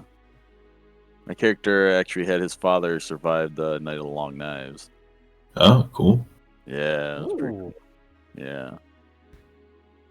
Mhm. So that explains why his sword isn't necessarily where it should be, but his other weapons make up for it. Mhm. All right. What I need for kicking off the next day is I need one of you so you've got a guide. She could do Yep. hers instead, or one of you can make a hunting roll if you want. It's just generally keeping on the Anybody track. got higher than an 11? No. Yes, barely. But you see how I've been rolling lately, so not sure if you want to trust me. I'm gonna say I'm gonna let her do her hunting roll. Okay. We can't I have aid. faith. We can't aid, right? I don't think there's an aid in Pendragon. No, not really. Yeah, And okay. I think the way this is represented is it's just kind of who's taking the role. I'm using a little bit of that's Lady Gwen, by the way. I gave her a Yes. Cool. Who's Lady Gwen? I threw it in Discord for you. Cool. And I'll put her on the map eventually. Okay. I think we want to follow Lady Gwen, but his force would want to try to see if he's aware of where we are. Like he's letting her guide them, and he's trusting in her experience, but he just wants to be like, "Do I recognize this area?" So I'm making the roll, but I'm not using it to guide us. And Varys is doing more of the just keeping an eye out for any ambushes and stuff. That's his usual. Okay. Is this force's intent rather to, because like is it a come from a I'm not doubting you but I'm totally doubting you kind of thing, or is it a? No, it's more of a I want, like, having one person know where we are isn't necessary. He sees it as he trusts in her to do her thing. He just wants to be aware of where we are, so in case something happens to where she's incapacitated, we have at least one other person to be like, okay, we're here, so that we can keep functioning. And, like, this is just a precaution, not a I'm trying to make sure. He's not trying to see if she's lying to us. It's more of a I'm just back up as a just in case. It's sort of like when you tell somebody where you're going camping, so that if you go missing, like, people know where to look for you. They can find you. Noted. All right, so the next day, hunting, perfect. So the next day goes pretty well. You end up in Lambert Castle, so you're making your way nicely enough. After Lambert Castle, you end up back in the forest, and you notice that the main road gets rather like kind of thin actually as you continue on.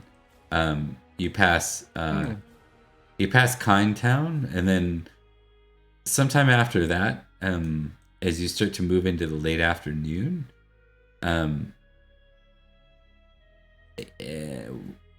we'll test some intrigue rolls. Okay.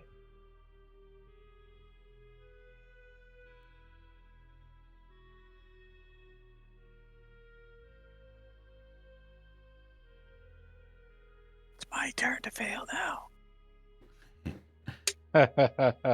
It's intrigue. Hey, as long as they're not 20s, it's all good.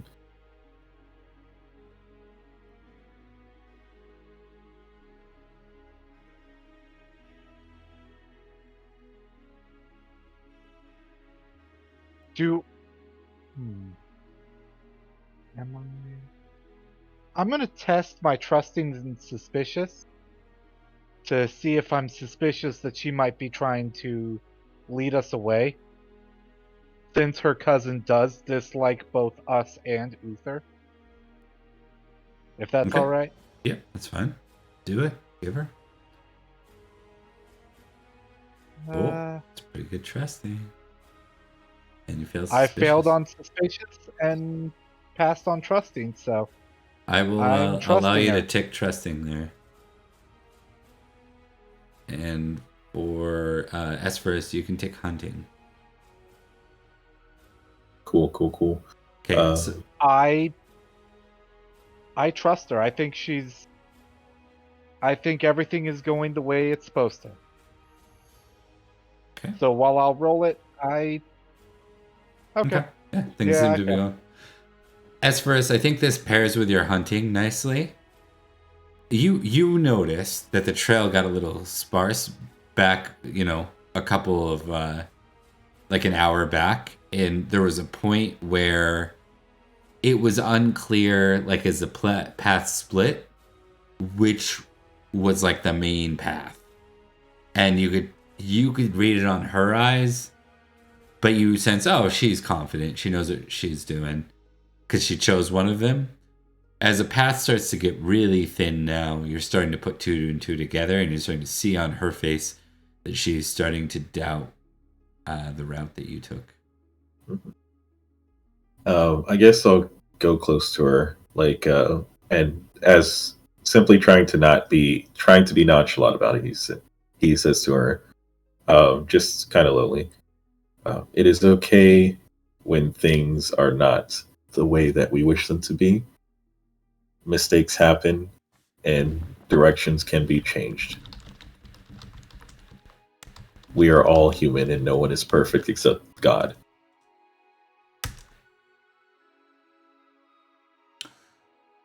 Okay. That's good. I just tested proud and failed. So she nods and says, apologies, everyone, but I think we might be going down the wrong path for the last hour or so. We're losing light. There was perhaps if we double back about an hour, we should be able to get on the right path. But with the loss of the hour, it may mean that we're riding into our next destination at night.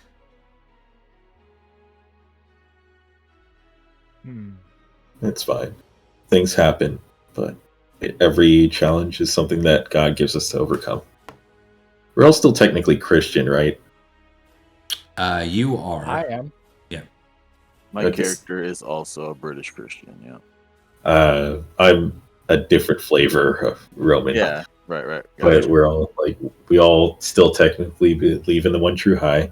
So, yeah. A lot of it can be easily broken down. Like, you can think of Roman Christian as basically the predecessor to Catholicism, and British Christian, the key notes of that is they believe that Joseph of Arimathea totally rolled in from Israel way back with the Holy Grail. And that's what the British Christian faith is kind of based around. So there is still the Christ components. I trust her, but I'd like to take a look and see just how far we are off. See if there's a way to push forward as opposed to pushing back. And because time is of the essence. So I think you're kind of in a state where it's like you're too late to figure that out. So but Asforus can help you figure that out, because Asforus has been tracking. He rolled hunting preemptively. So by him rolling the hunting preemptively, in advance, he's been keeping an eye on things. So you could consult with him if you wanted to. My lady. Yes? I trust your judgment.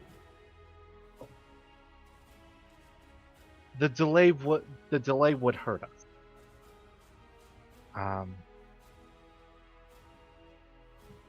I wish somebody.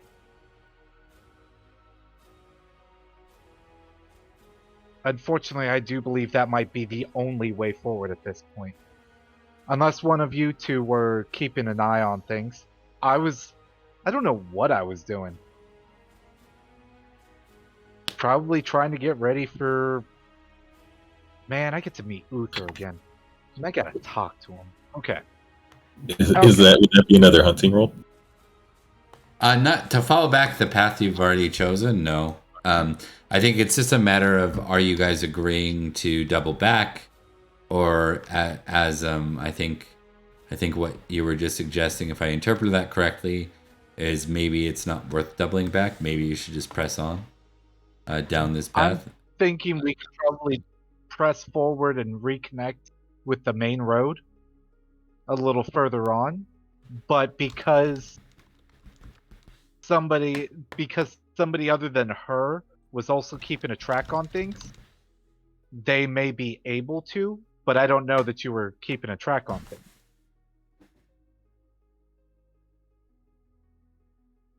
So I'm asking if anybody was keeping a track on. Yes, I believe that out of character. What he mentioned, would it be this? We aren't from here, right? Right. Correct. So I'm actually gonna take that, since I've taken that into consideration. He's going to say that we should follow her lead. She is from these lands, and she is meant to be our guide. And she was honest with us when she found that the path was not the correct one. So yes, we've lost time, but I think to push forward could possibly make it worse. We could Fair always enough. increase our pace to make up the lost time as well. Yes. And yes, although it would be exciting to push on, we do have a lady with us, so we shouldn't put too much pressure on her or exhaust her energy. Fair enough. Let's pick up the pace a little bit. See if we can't make up some time on our ride back and then along the proper route. Maybe we might be able to pick up some time on our route and get there a little sooner. Okay. So confirmation, you'll be doubling back the route that she believes she went off course, right? Okay. I don't need another hunting roll here. I think it suffices that as far as succeeded earlier. You do double back. You end up on a path that remains. It's still a little bit overgrown, but it remains. It doesn't narrow like this path that you just took did. It stays at a pretty wide path through the forest. Up ahead, you spy a castle. All right. And I'm gonna pick up the pace. How dark is it looking right now? It is dusk. All right. Yeah, I'm gonna pick up the pace. See if we can't get to the castle before it gets too dark. Okay. Yeah, if you press and pick up the pace, why don't you all give me an energetic roll in S4S? I want you to give me a Constitution roll.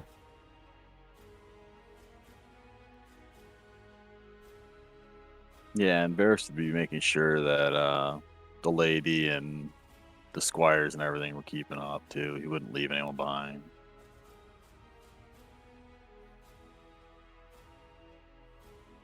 Okay. I barely failed that Constitution. Give me a D6 roll as first.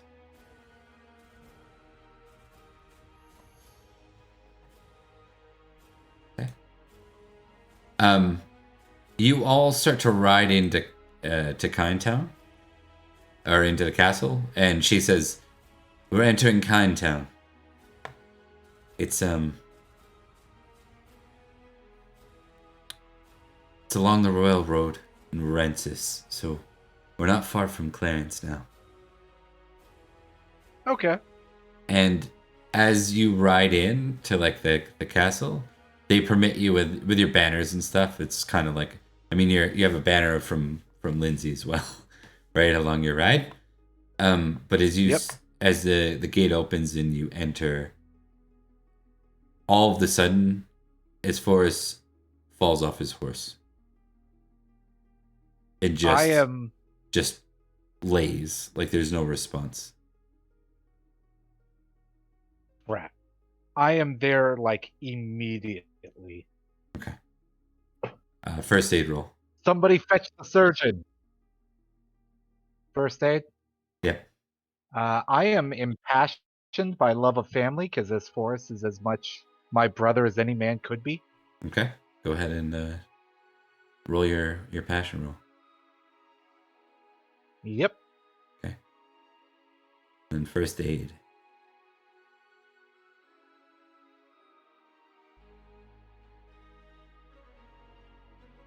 Okay.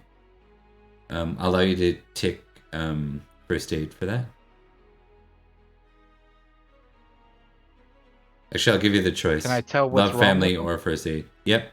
It looks like, so you start to kind of check him out, and you can see like he's sweating, and there's a bit of a fever, kind of almost like clammy feeling to him. You check where you know he was wounded prior, or rather his squire helps you check that, and you can see that the wound is infected. There's some signs of infection there, like signs of a growing corruption. Leo, go grab the surgeon now. Of course, sir.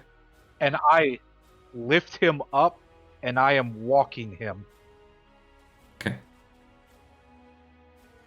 This is that. And I turn This to is his that squire. fumbled Constitution roll, by the way. Just so you know, I'm not like randomly throwing this in. No, I understood. I was Yeah. gonna, it was gonna get me. Like, I turn to his squire, collect the horses, and follow me. And I am walking, holding him, like... Okay. Ferris will continue to oversee the other squires and everything, just to make sure everything stays in order while he tends to his brother in arms. Awesome. All right. So with that in mind, as far as your wound is going to be seen by the surgeon, and this is a castle, so doesn't go good at first, but that doesn't mean anything. I think Lady, like the surgeon, seems to be concerned with what to do, and Lady Gwen is there with him, and his advice just doesn't seem to be holding true to her. So I'm gonna have her Not invoke holding her. true to me either, because I know what's wrong.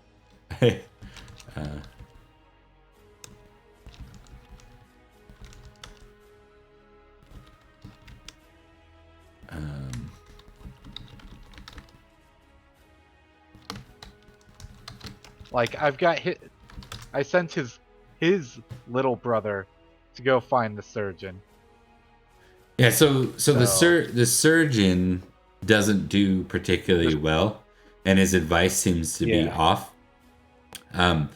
It's like he's highly skilled, so he just misdiagnosed it, so to speak. I know it's not proper era medical terms, but you know what I mean. Like he totally jumps down the wrong path with it. And Lady Gwen's observing this, and she says, "No, nope. I saw him get stabbed. I think there might be more in the wound causing this." And so she actually starts to like clip away at the wound a bit, and she digs in and finds like a small shard of the blade had actually broken off inside the wound. Like, when she does that, so Brunius never left Esporus' side. At all. Ever. Mm. But when she reaches in, digs in, grabs that piece of the blade, Brunius is on her in an instant, embracing her in, like, just a giant hug. Mm.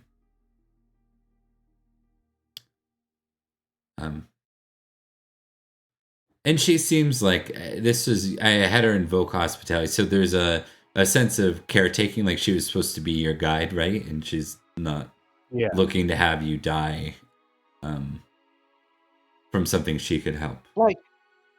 Like I get that, but this right here is like, this is my brother. Like, we may not be related by blood, but we've been around each other all our lives. And she just saved his life. Yeah, he's kind of overcome with passion. Got it. She seems like kind of modest in her response, so like if you try to like oh, thank you for saving him, she's like, I just did what I could. Like, she doesn't, it's not coming from a lack of confidence, it's coming from a sense of modesty. Modesty, exactly. Like after I come to my senses, I put her down, I straighten myself up, and I apologize for the energetic response. Thank you very much for saving his life. I see that the two of you are quite close. We've known each other for a very long time. He is my brother as any man could be.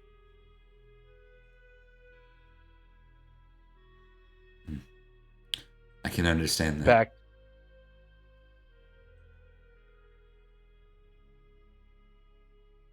So, Well, anywho, you must be exhausted from saving our hide multiple times. I will stay with him if you would like to go get some rest. Again, I thank you from the bottom of my heart.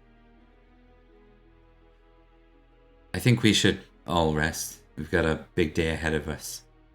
Perhaps his squire would be willing to stay with him, and hopefully our surgeon here can do the rest. She seems like annoyed at the old man that's the surgeon. He just nods. Sorry, I was so certain that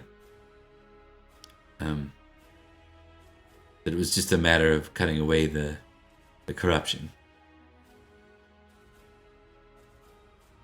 Everyone makes mistakes. The only way we learn is by failing. Oh, interesting.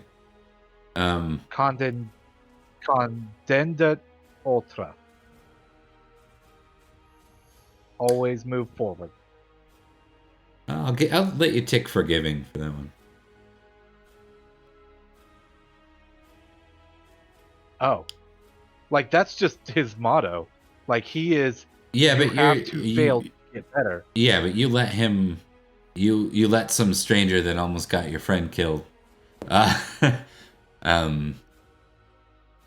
hook, right? Like, he didn't mean to, but you're like, accidents happen. Is basically what you said to him. Like, you're gonna fail. Like, This but isn't. that is. Yeah. Yeah, that's also forgiving. It's also very just. I like forgiving. You can't blame the man for making a mistake. Yeah. Merciful and cruel is what I'm going with here. You could have been cruel, right? So I could have. yeah. So I think merciful can be ticked. Not forgiving? No problem. Merciful. Are they different? One sec. Yes. Forgiving and vengeful versus merciful and cruel. Yeah, I think this is probably merciful, not vengeful. Or forgiving, I mean. Okay. Like, it's merciful because it's like, you're not like, I'll get back at you one day. Like, it doesn't make sense. It's probably just, were you cruel to him? You weren't. You were forgiving, or rather merciful towards like the way you didn't berate him, you didn't crap on him. Yeah. All right, so But it seems that a night's rest for you, S4S, is enough. Like, you wake up in the morning, you're not really sure what happened when you wake up, because you were in that fevered state, but the fever is completely broken. You're like slightly weaker, so you're gonna have a -1 to any energetic test today, but otherwise you're good. you wake up and you see Baruna still in like armor and clothes he was wearing yesterday, just sitting in a chair by your bed, just having passed out at some point in the night.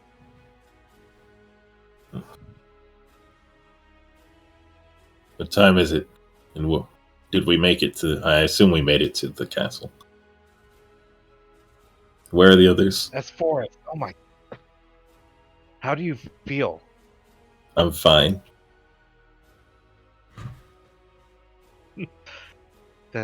That's great to hear, my brother. You really have Lady Gwen to thank for that. I knew you had a fever of some sort, that the wound was festering, but she's the one who had to dig in and relieve you of that extra bit of iron in your system.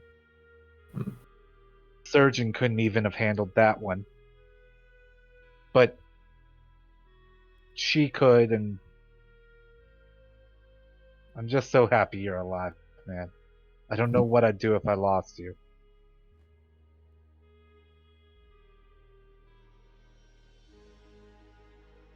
I understand. But you don't have to be so worried. Things have worked out, and I'm still going. I do have to thank the lady, though, when I see her.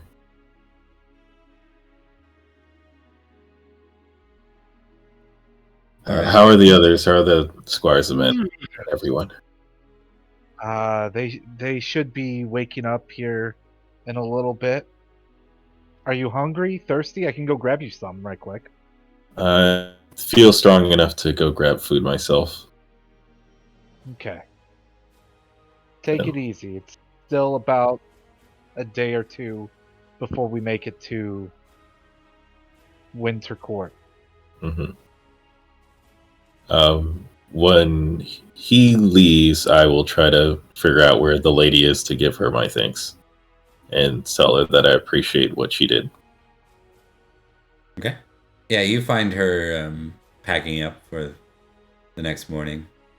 She does so once she realizes that you're travel ready. Mhm.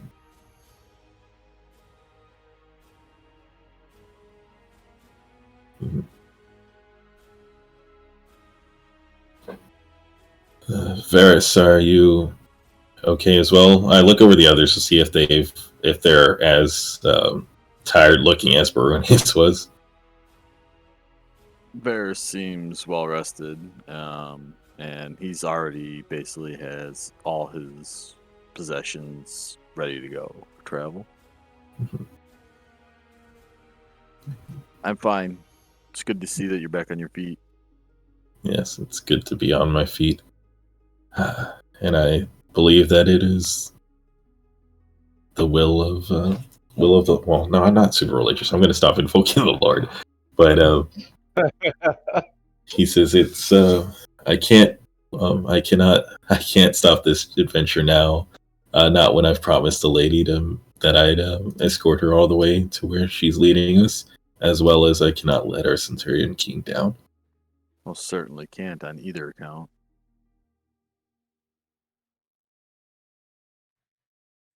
Okay. So we need a hunting roll from somebody in the party. Can be her again. Obviously, that didn't work out the last time. um, I or it can trust be. her, Yeah. but I am going to be keeping an eye out, like, alongside her. I'm not gonna just.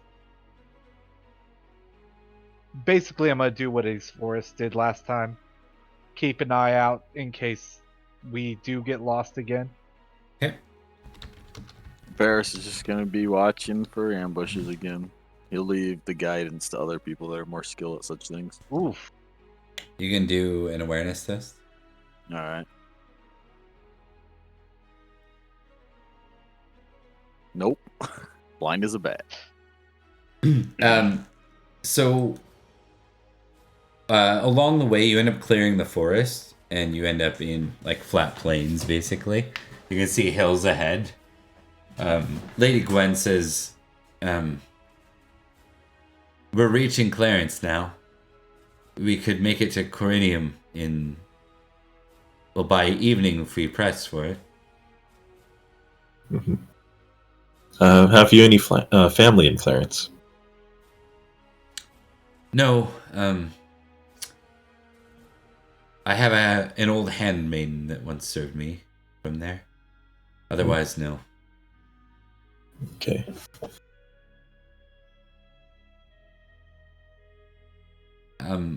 I think for this case, guys, energetic tests, and if all three of you succeed, we will press into you arriving in Corinium. All right. Ooh, I crit. that will stop. If anyone fails this, then the crit will cover off that one person. But let's see what. Oh, all of you succeed. Interesting. You can all tick energetic if you don't have it ticked. All right. Brunus, your energetic will just go up by 1. Okay. Does that mean my lazy goes down by 1 to Correct. keep the balance? Yep. All right. Straight Thanos in Like, here. I stayed up all night until I couldn't stay up anymore. Then we do this. I'm like, ever since getting over my funk, I'm back in control. All right. Uh-oh. Oh, the fun Not stuff. good. Not good at all.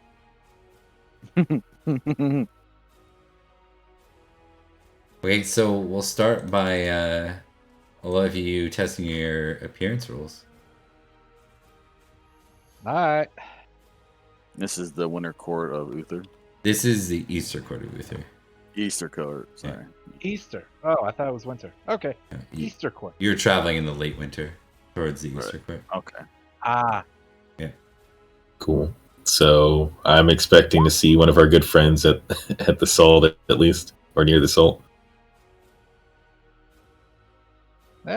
I'm near the salt.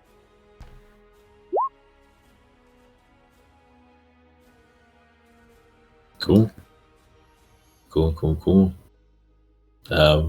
It was nice seeing you guys. You probably won't be able to associate it with me anymore. You're gonna be like that weird kid at lunch where you guys just don't sit with me. Well, at least roll it. Oh, Oh, just missed it, man. Yeah, see. Yep. I'm If you'd have below done the salt. one less, you would have critted and been sat above the salt. yeah. It's a fun place to be. Nah, I'm used to being below the salt. Oh wow. Ooh, that's a huge finger.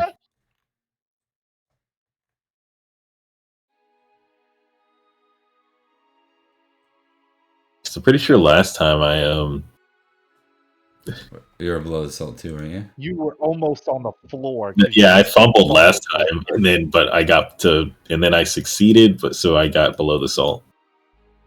Yeah. All right. So, normal feast rules apply. Obviously, you guys have a mission to do. You are arriving after the Easter court has started. So it's a 4-round feast, but you're coming in on round 2. So it's effectively a 3-round feast for a lot of you. And we can start with Brunus. All right. So, we start. Those of us near the salt start with the geniality, right? I believe you get it at the end of the round. All right. Cool. Then I am going to. I'm going to take a feast. I'm going to get the feast card. Okay, one sec. Then shuffle. All right. Okay, you're good to go. All right. And since now that I'm at 2,000 glory. 2,000 gaining glory. just- You can do 2 cards. I'm almost certain of it. All right. 1,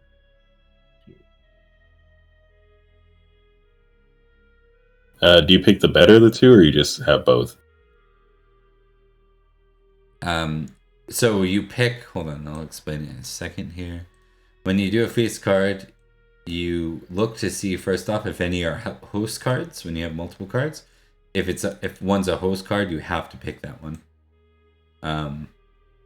So the way it works, it's actually kind of a brilliant little mechanic.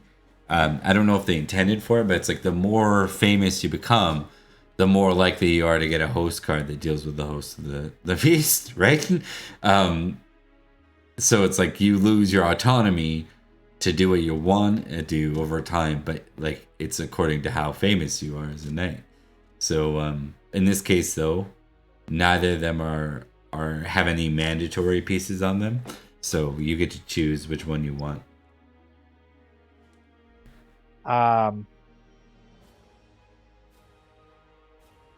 Well, I need the confidence and the geniality to make my request to Uther at some point, so I suppose I shall have to lead the dance. Gonna lead the dance. All right. Because the lady who is picked to lead the next formal dance is going to come up to one of the most attractive knights here, and yeah. Great. Right. All right. What's this lead to? So. Yeah. So I get 1 geniality. for the card. But I have a mission, and that mission is for my lord. So I would like to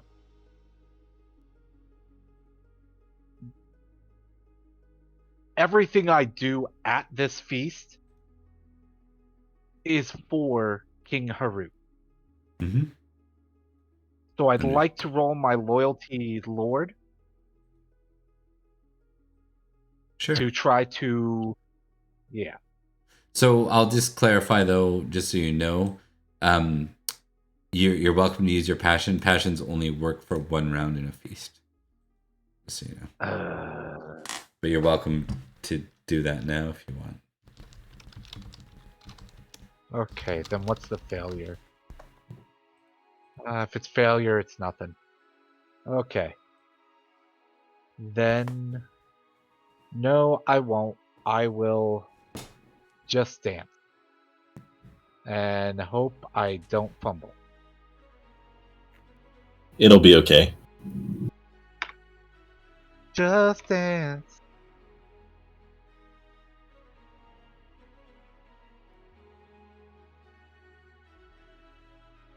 Unless I don't dance. What happened? There we go. You were pretty I go. close. You were very close. Yeah, but I can't dance, so don't ask me. Okay, well, you still end up with 1 geniality for the Two card. geniality. Yep.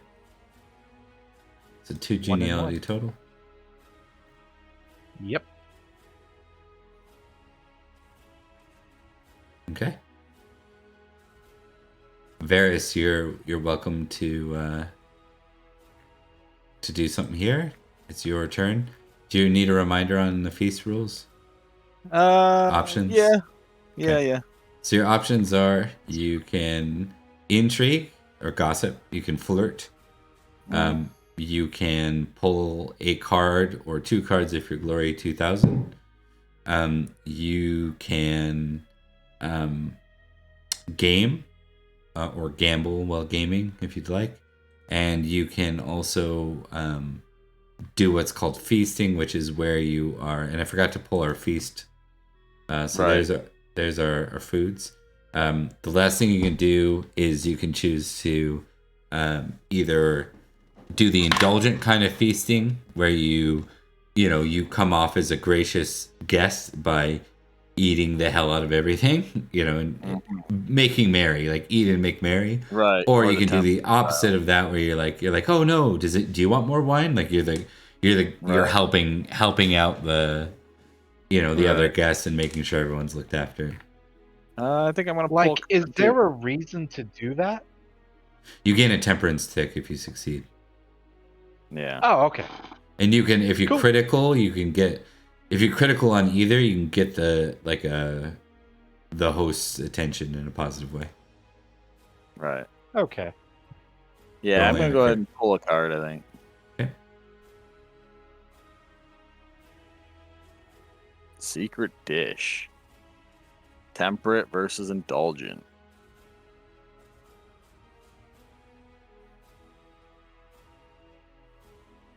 Secret dish. Where's that? I just pulled it. Yeah. Right next to lead the dance.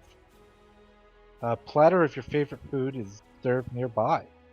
There's apparently either loke in cold green sauce or meat tiles. Probably meat tiles. We're in round 2. Yeah. I don't even know what that is, but all right.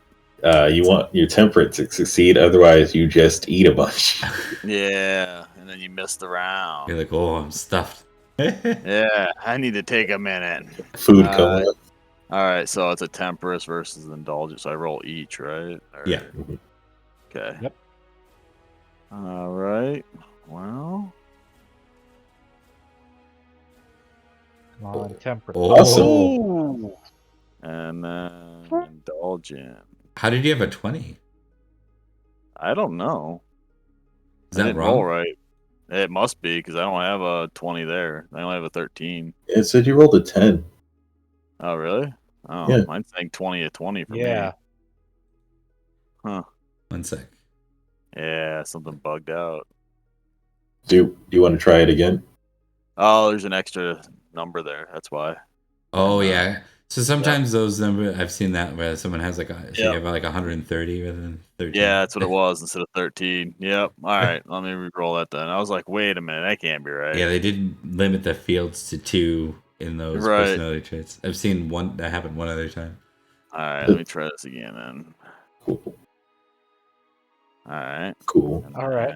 Just don't succeed more with your other one. There Okay, you go. cool. Temperate. Right.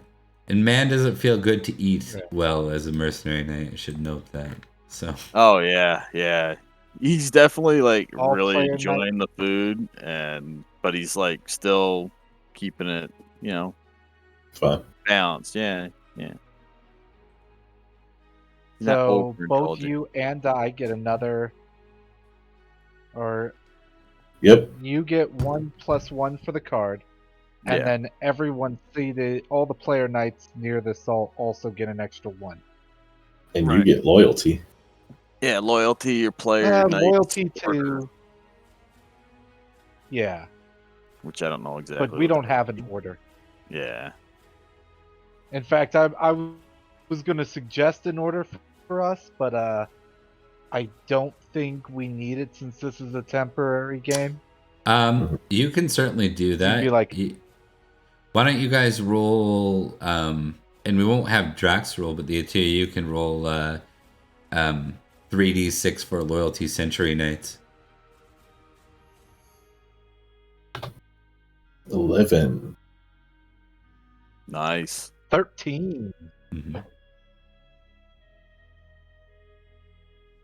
So, yeah, you guys are both part of the Century Knights, right? So, And they get to Yep. put a check in that. yeah. So you get to add it to your sheet, then put a check in it. Good deal. I unfortunately am not sitting in the same section as you guys. Yeah, I know. I'm Gen Pop. You guys are in the VIPs. Yeah, yeah. Cool. I'll take the 2 point, the point of geniality. That's good.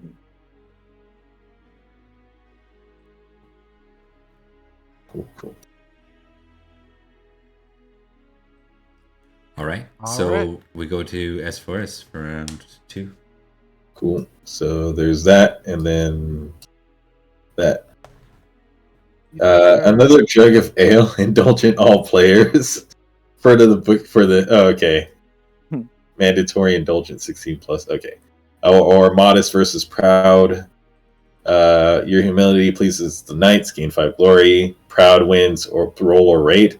Success remarkable. Okay, so if proud wins and then I roll a rate and then the success, that's gain 10 glory. Yes. Okay, well I'm gonna be going for the great deeds because I need some geniality. So there's that. So I'll get 2 off of that, but then modest versus proud. Yep.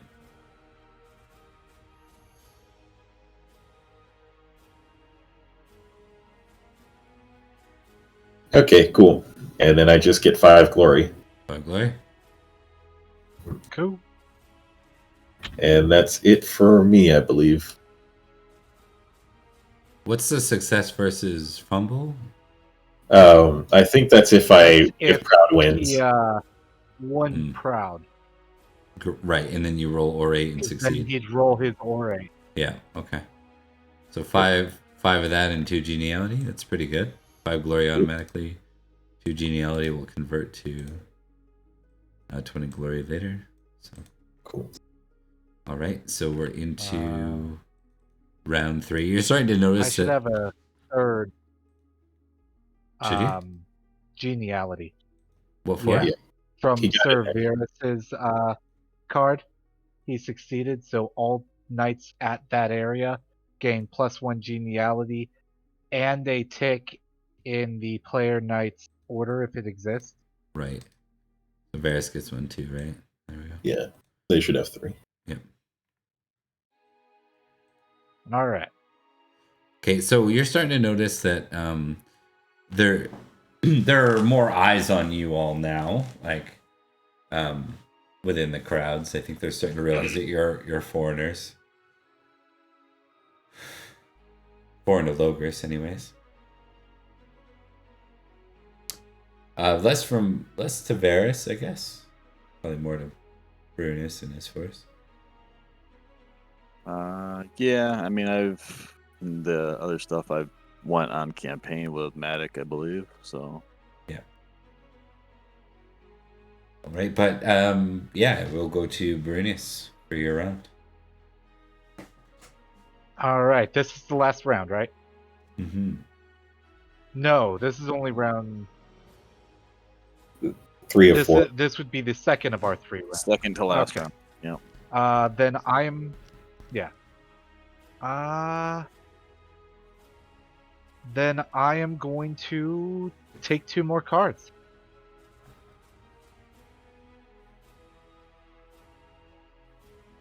Two cards. As soon as I find them. They're above your picture.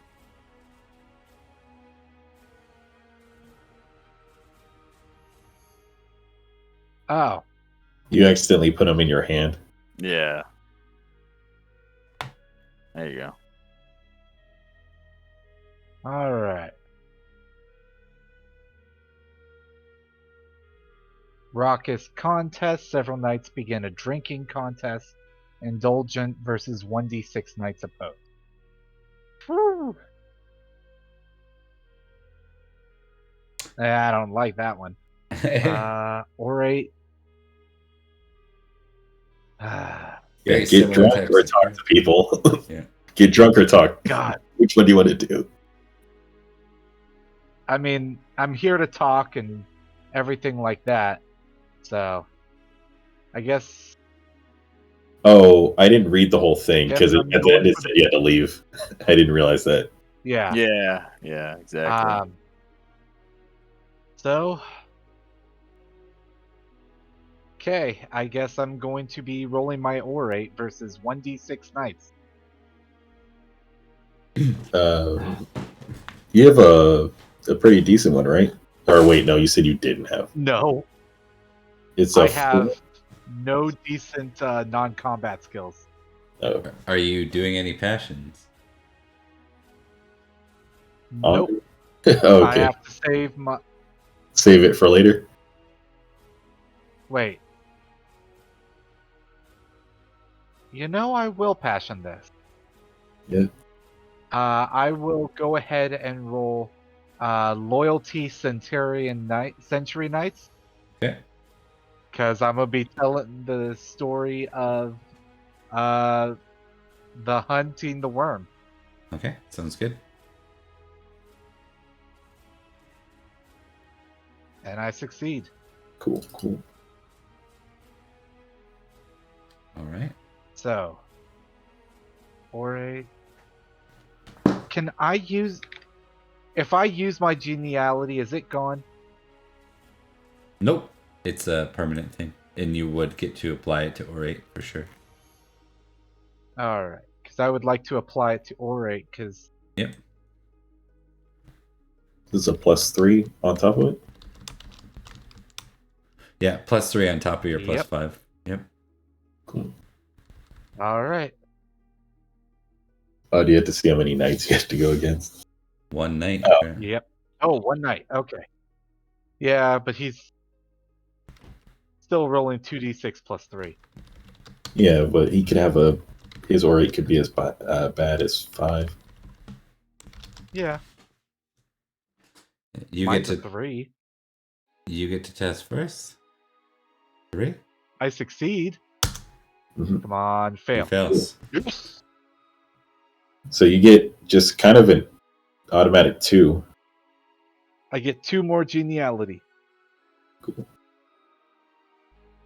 Awesome. Nice.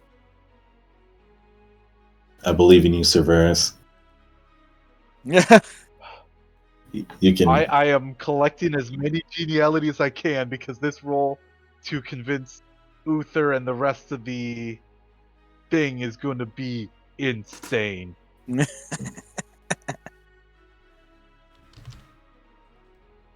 All right.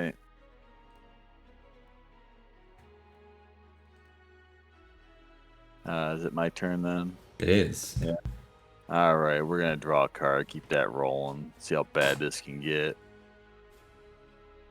Gentle woman. 2 geniality.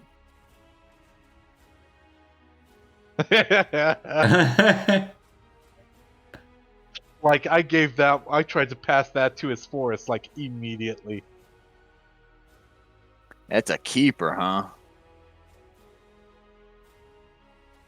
But if you keep it, Yeah. you get +2 geniality per round.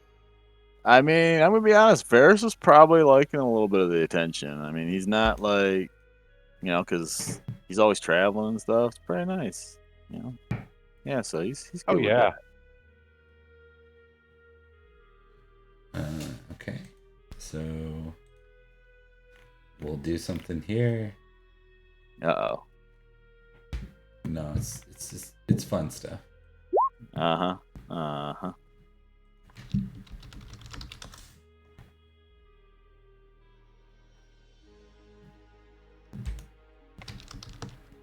Oh, interesting. Would that be Miss of Tart?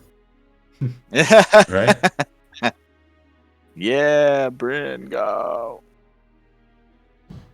Oh, I get to use that character later, probably in Gathering of Branches if she's from Summerland. It makes sense because you're yeah. literally just north of Summerland right now. So. Right.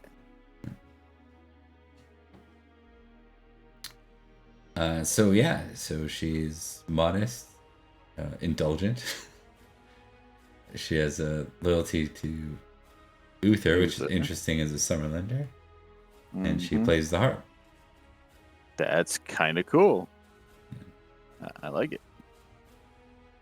There you go. She takes to the corner. Is like, would you like to hear Wonderwall? Right. Sure. We've come up in our game is Hadrian's Wall though, not Wonderwall. Yeah. So, anyways, here's Hadrian's Wall. She wants to show you the windows and the wall.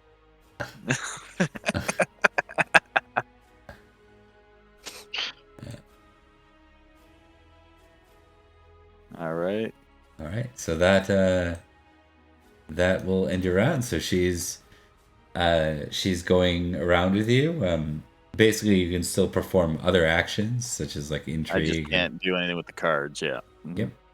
Unless I discard it. Yeah. Right. Gotcha. And then is it say this round you also get a bonus? It doesn't differ. Yeah. What do you guys think? Just per round. So He gets it per round. So it's 2 for the card plus At the an extra start 2. of each round. yeah, if It's he at gets the start of the round. Okay, so he doesn't get it on the jump first in. round. He gets the card, right? He just gets the 2 geniality for the. Yep. Right. And then Yeah, next it's- round I'll get 2 again. Okay, yeah, so it's something great to get at the beginning of the feast. yeah, Right. Because a you lot can of cards really like that. harvest it. Yeah. All right, so you'll get 3 geniality for this action, and then we'll go to Brunis, or Isforus rather.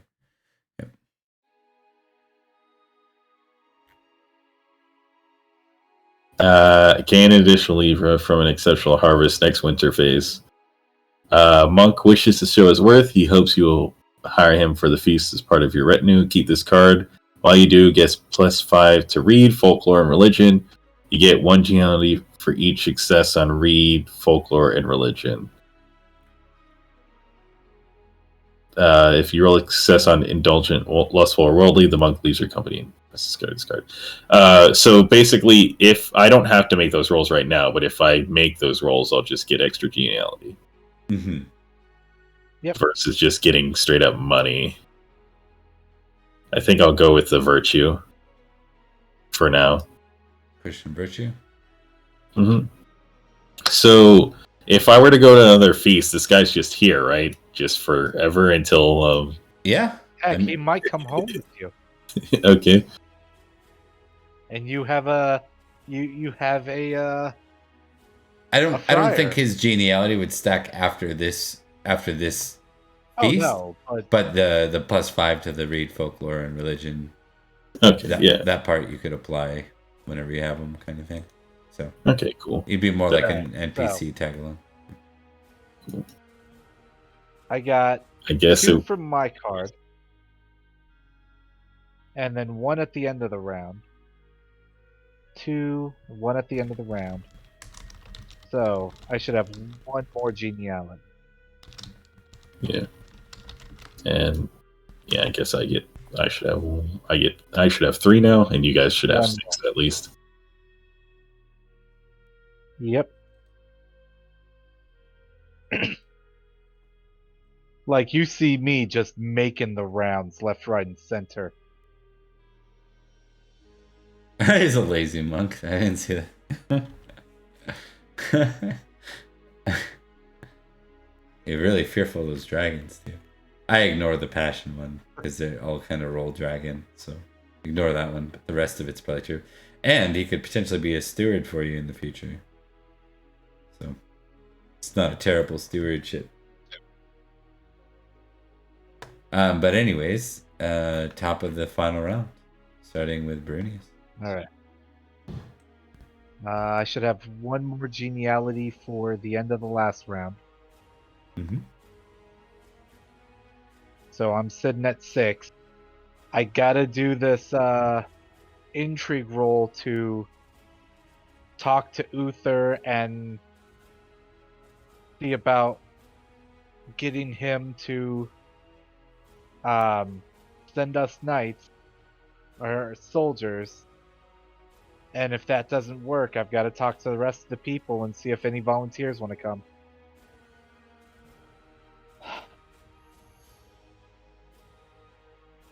So, Okay. do I make this an oratory roll or an intrigue roll?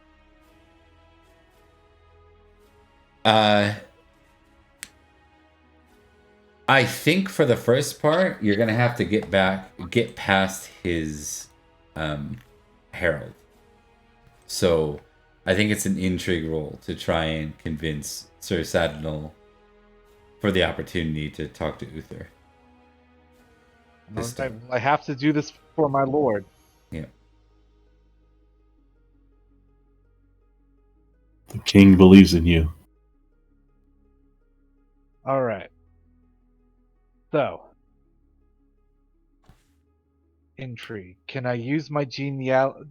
Is geniality a once per feast round or on any rolls I want that they apply to? On skills in a feast or some, like by my choice, some traits too, but by skills in a feast typically. Okay. Because I'd like to use geniality to talk to Sir Sandial, tell him why I'm here, and ask for permission to talk to King Uther. Yep, All right. that's fair. We'll probably role play this part out a little bit.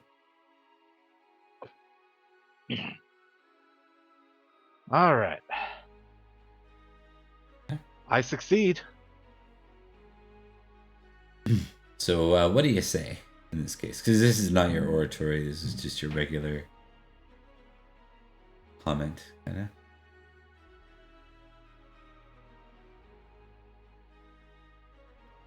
of. Sir Sandial, I am Sir Brunius of Malahaut. Is there any way that King Uther might have a moment of time that I might be able to speak with him?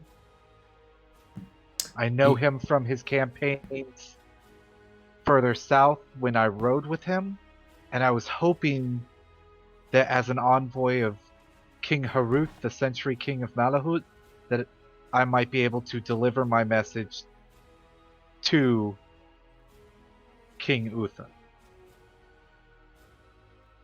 He smiles your way. One sec.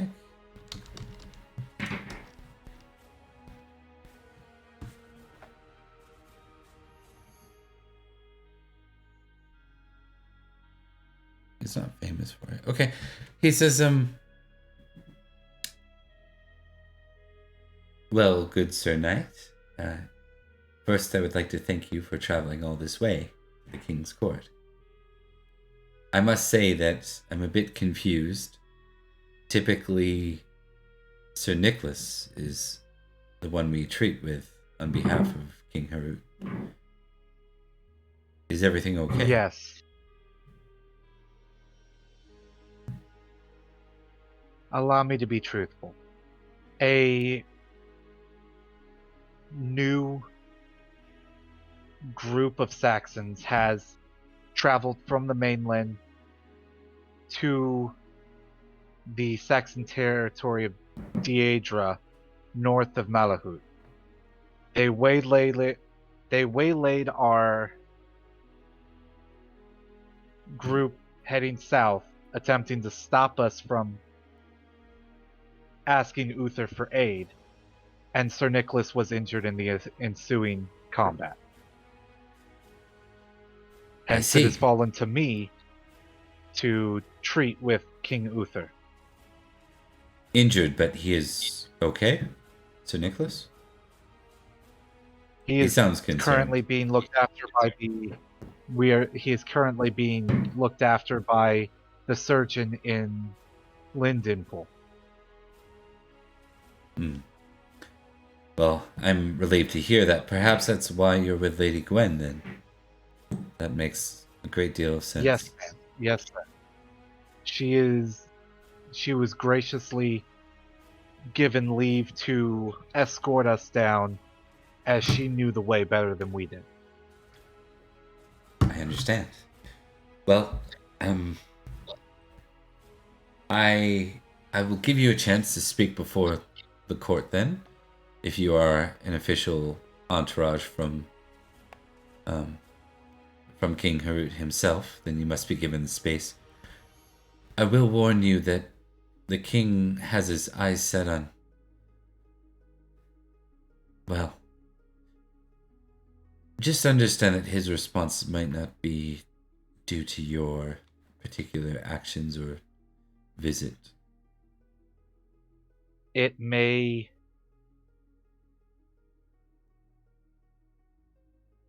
I understand.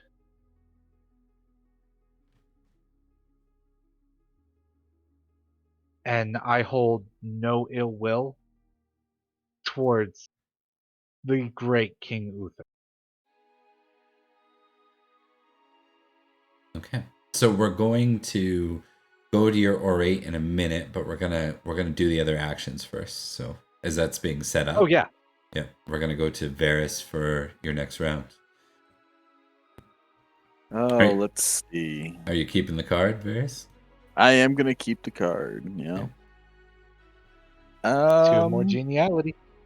Yeah, I think I want to try to test my what is it, the temperate thing for the feasting while I'm in the company of the woman. Okay. Especially since she's indulgent, kind of makes it, yeah.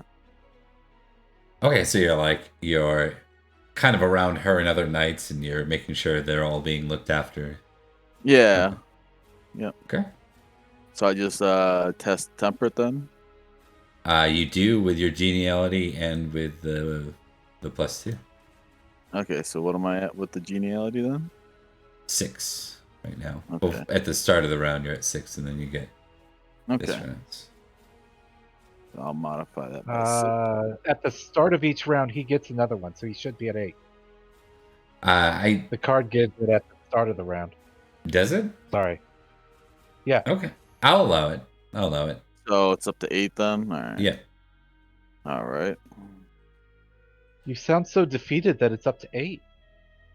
No. I don't have a lot of experience with the whole court feasting stuff, so. Yeah. Okay, so that is a pass. So you'll tick temperate if you don't have it ticked already.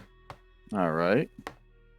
And because you didn't crit, nothing Sure. else particularly happens, but you will get an additional +2, right? And I think for that pass test, you'll get 1 more. So. All right. Thank you. And Brunius, we didn't cover you. We might as well cover those initial ones you got, right? So you got 1 for near the salt. Passed for intrigue. Yeah. Okay. Okay. And then we go to our below the salt fellow in Sir Esperus.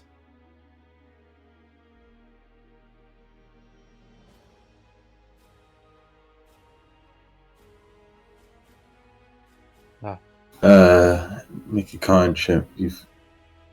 To keep eating, missing them. Okay.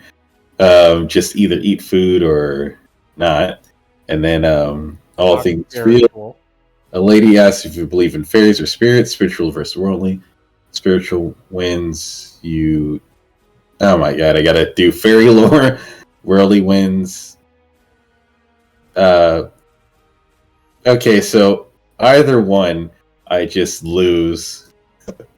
Except, so I'll gain and lose one most likely, depending on which one I succeed. Or I eat a bunch of food. Yep. I think I want to try to risk gaining one and losing one, because I don't think I've had very much. Okay.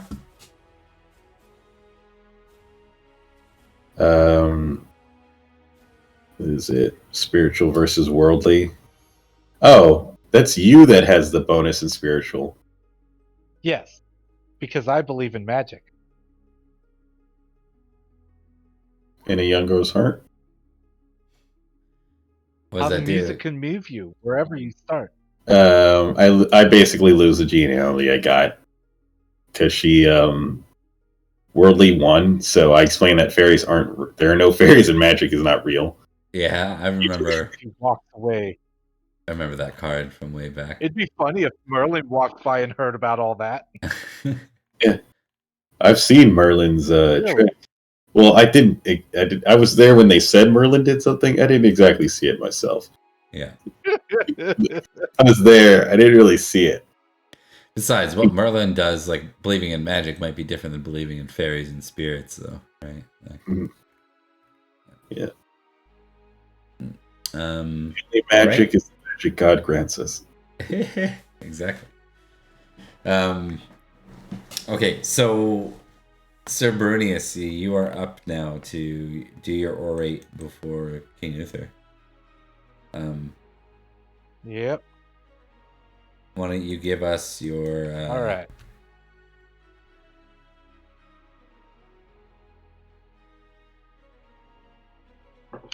May I use geniality for this? May you use genealogy. You may. Oh, speaking of, was genealogy supposed to go on those rolls or no?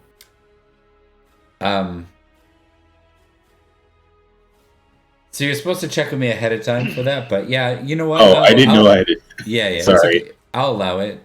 Like for skills, it always is, but yeah, for that one in particular, I'll allow it this time. So you get, what's your advantage? You get one extra geniality. Is that what it works? Yeah, it was that also makes it a crit. Okay. Does it make it? I have to roll fairy. Yeah, and I have to roll fairy lore.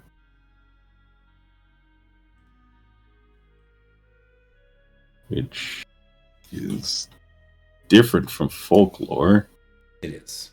Yep. Folklore is kind of everything. All other knowledge is basically. Okay. Since most knowledge is oral at this point. So.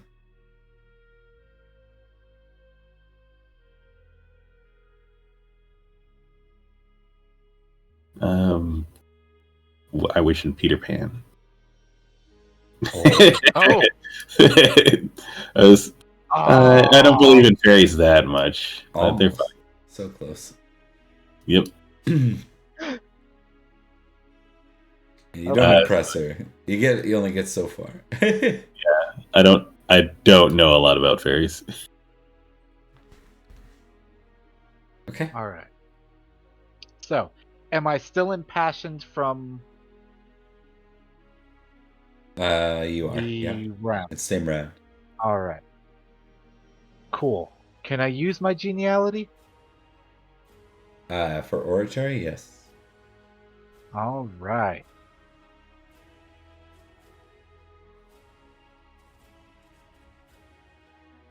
All right. This is when I need that reroll, but I like that. All right, here we go.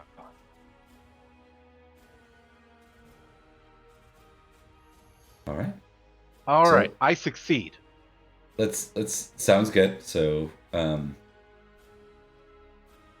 you are successful. Now let's go through like what you actually say.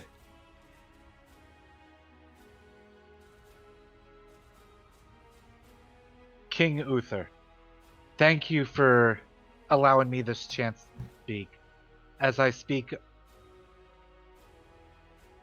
as I have been tasked by King Heraut, the Century King of Malahaut,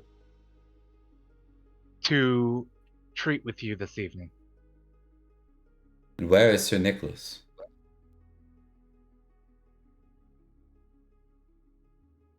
Sir Nicholas received grievous injuries from the Saxons upon our travel down here.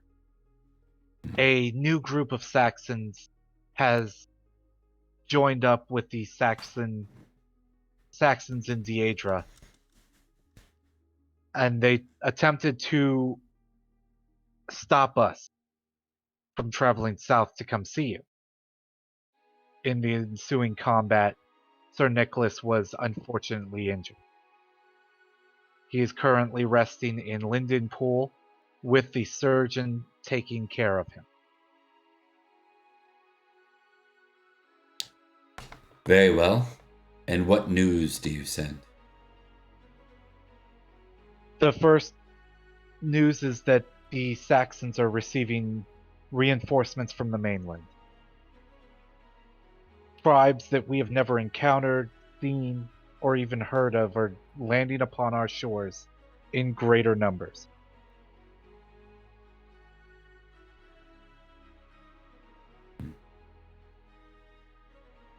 Second,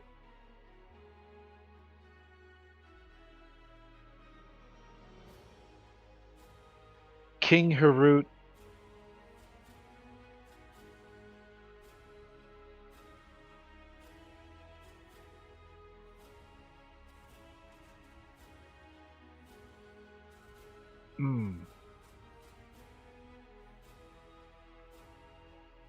I need just a moment to think about this.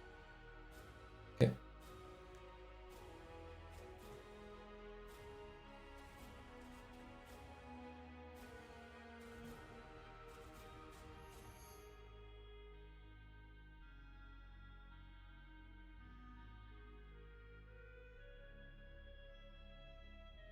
All right. Second, King Heraut wishes me to express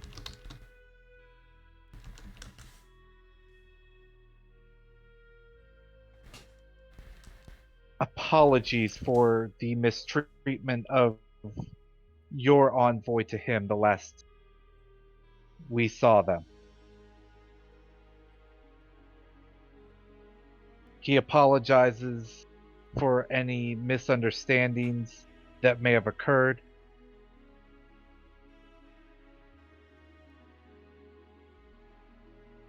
And hopes that your willingness to see a mutual enemy destroyed will see that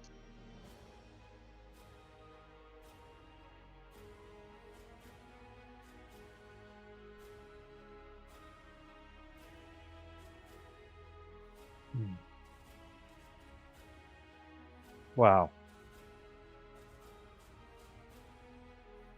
And finally, he requests assistance in military form He frowns at that. for the new sect. What was your name again, Sir Knight? I am Sir Barunius. I once served with you, under you, in retrieving the sacred stones. When last you were in Malahaut, I was injured during the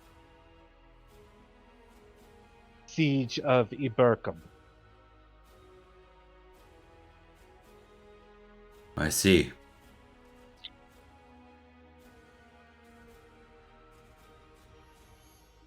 Well then, I have to say that what you offer here, your words, they are at an unfortunate time. I cannot commit to the north, not now. And though I must admit that King Heraut's dismissal of my Knights of the Sword did anger me, and still does, I would like nothing more than to eliminate the family of Hengist and drive those Saxons out of this land. But now is not the time. You may tell him I have pressing business elsewhere. Once Logres is all accounted for, then I will turn the full might of Logres on the enemy. I've left the Duke of Lindsey to fend off our borders in the north, and I recommend that you do the same.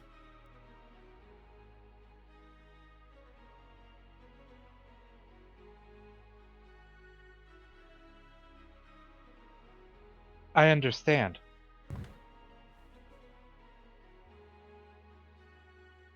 And I apologize if this is far more presumptuous than someone of my station should be granted. But I was wondering if it might be possible to ask your leave to see if anybody here would be willing to volunteer to help us, if that might be possible. He grunts at that and says, "Not here. This is my muster." Of course. Which is news to you. I Because apologize. this is a feast, not a muster. So I just want to make a note to that out of character. You're like, oh, who's Uther mustering against on the west? That doesn't sound right. Like, just so you're aware.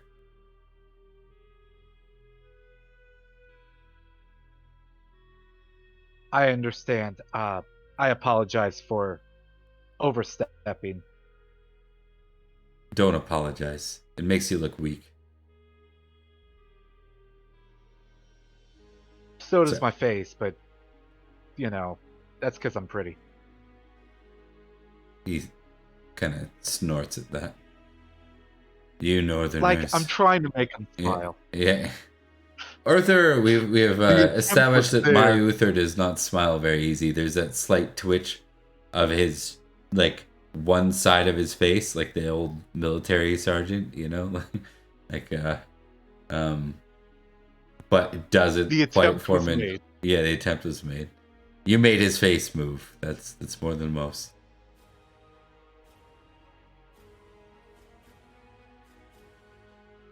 Thank you for your hospitality.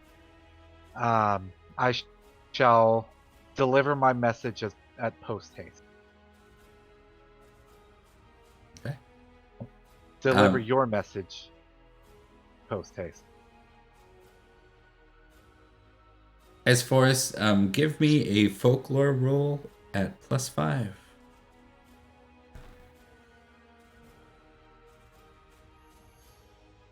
Is that +5 because of the monk? Yep. Okay. What about his geniality? Is he allowed to add that? Yeah, for this one you can. Yep. Okay. +9? Okay.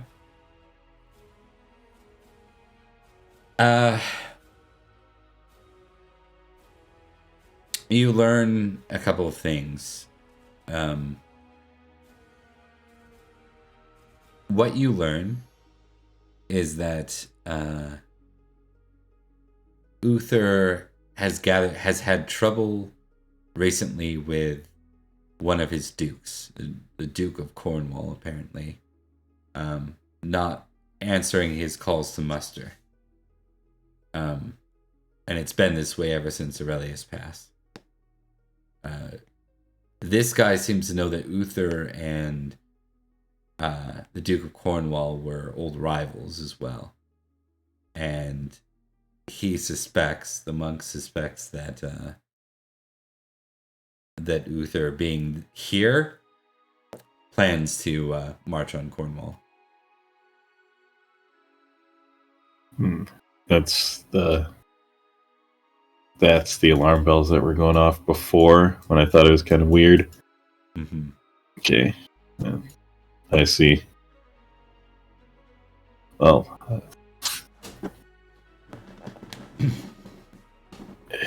I can't say the journey was specifically wasted because we did come here to speak with him and we got here. I guess he's gonna wait to. If you notice that Bruni's went to that area, he's gonna wait till after the feast to get together with everybody to see what happened. Yeah. Otherwise, with that, I think we can bring you three back as we go to close this game because we're a little bit past time. So let's see if we can wrap her up here in the next 10 minutes.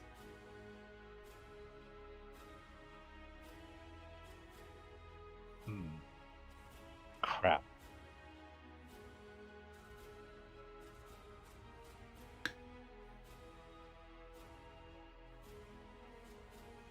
Okay. So. Doesn't sound like it went well. Because as well as it went, it did not go well. Mm-hmm. While he has promised us troops and will move swiftly in delivering them, he has a different target and is mustering here and now. he's moving towards Cornwall. Why? Let's just say they haven't been seeing eye to eye in terms of ruler and those that they rule. So I assume he's going to quash the possible rebellion, and that's why he has his eyes set on there. So internal strife then. Yeah. And unfortunately we caught it too. We're here at the worst possible time because he's most likely already committed to doing this. What I wouldn't give to march with him again. We have our own war to fight. Malahaut is more important. Yeah.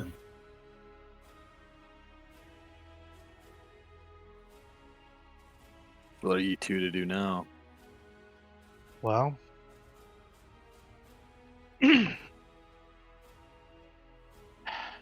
I suppose on our way back, we could see if there were any male volunteers willing to come fight for Malahaut.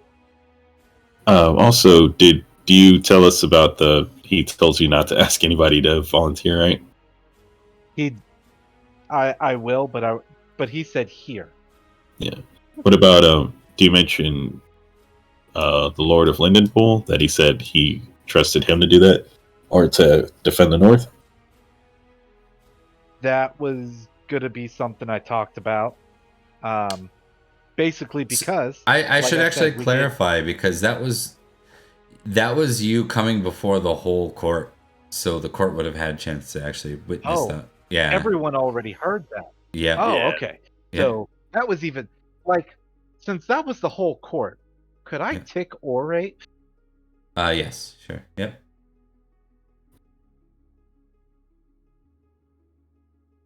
Okay. So I guess the best we can do is... He said I can't ask anyone here. That doesn't mean we can't build up something on the way back. Volunteers and the Duke of Lindsay.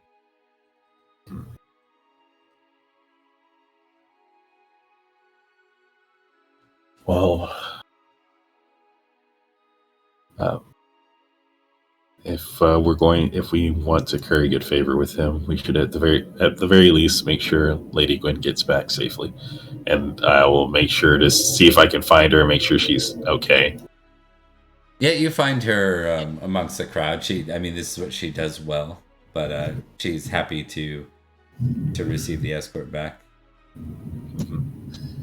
Then I assume we stay the appropriate amount of time we're meant to stay, and then start heading back. Before you leave the court, Prince Matic approaches the three of you. Prince Matic, to what do we owe this pleasure? I realize that Father and I cannot join you now in fighting off Octa and Iosa.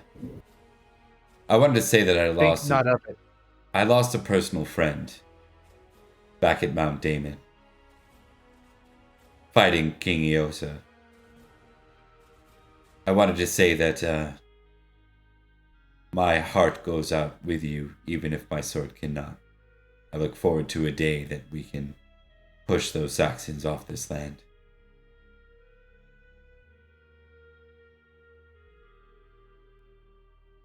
I would like to say that if not for the danger to Malahaut itself, I would gladly ride forth with you and King Uther to quell whatever rebellion is starting. But I have duties elsewhere, and so I understand. As does every true noble knight. I'll nod to that. And you know, Matic isn't one to like offer bullshit words. Ever. He's not good at it, so it's probably a sincere comment. Like, my intrigue is a 5. Neither am I. Yeah, that's fair. Okay, well, let's do some conversion. So 40 glory to Esphorus. Count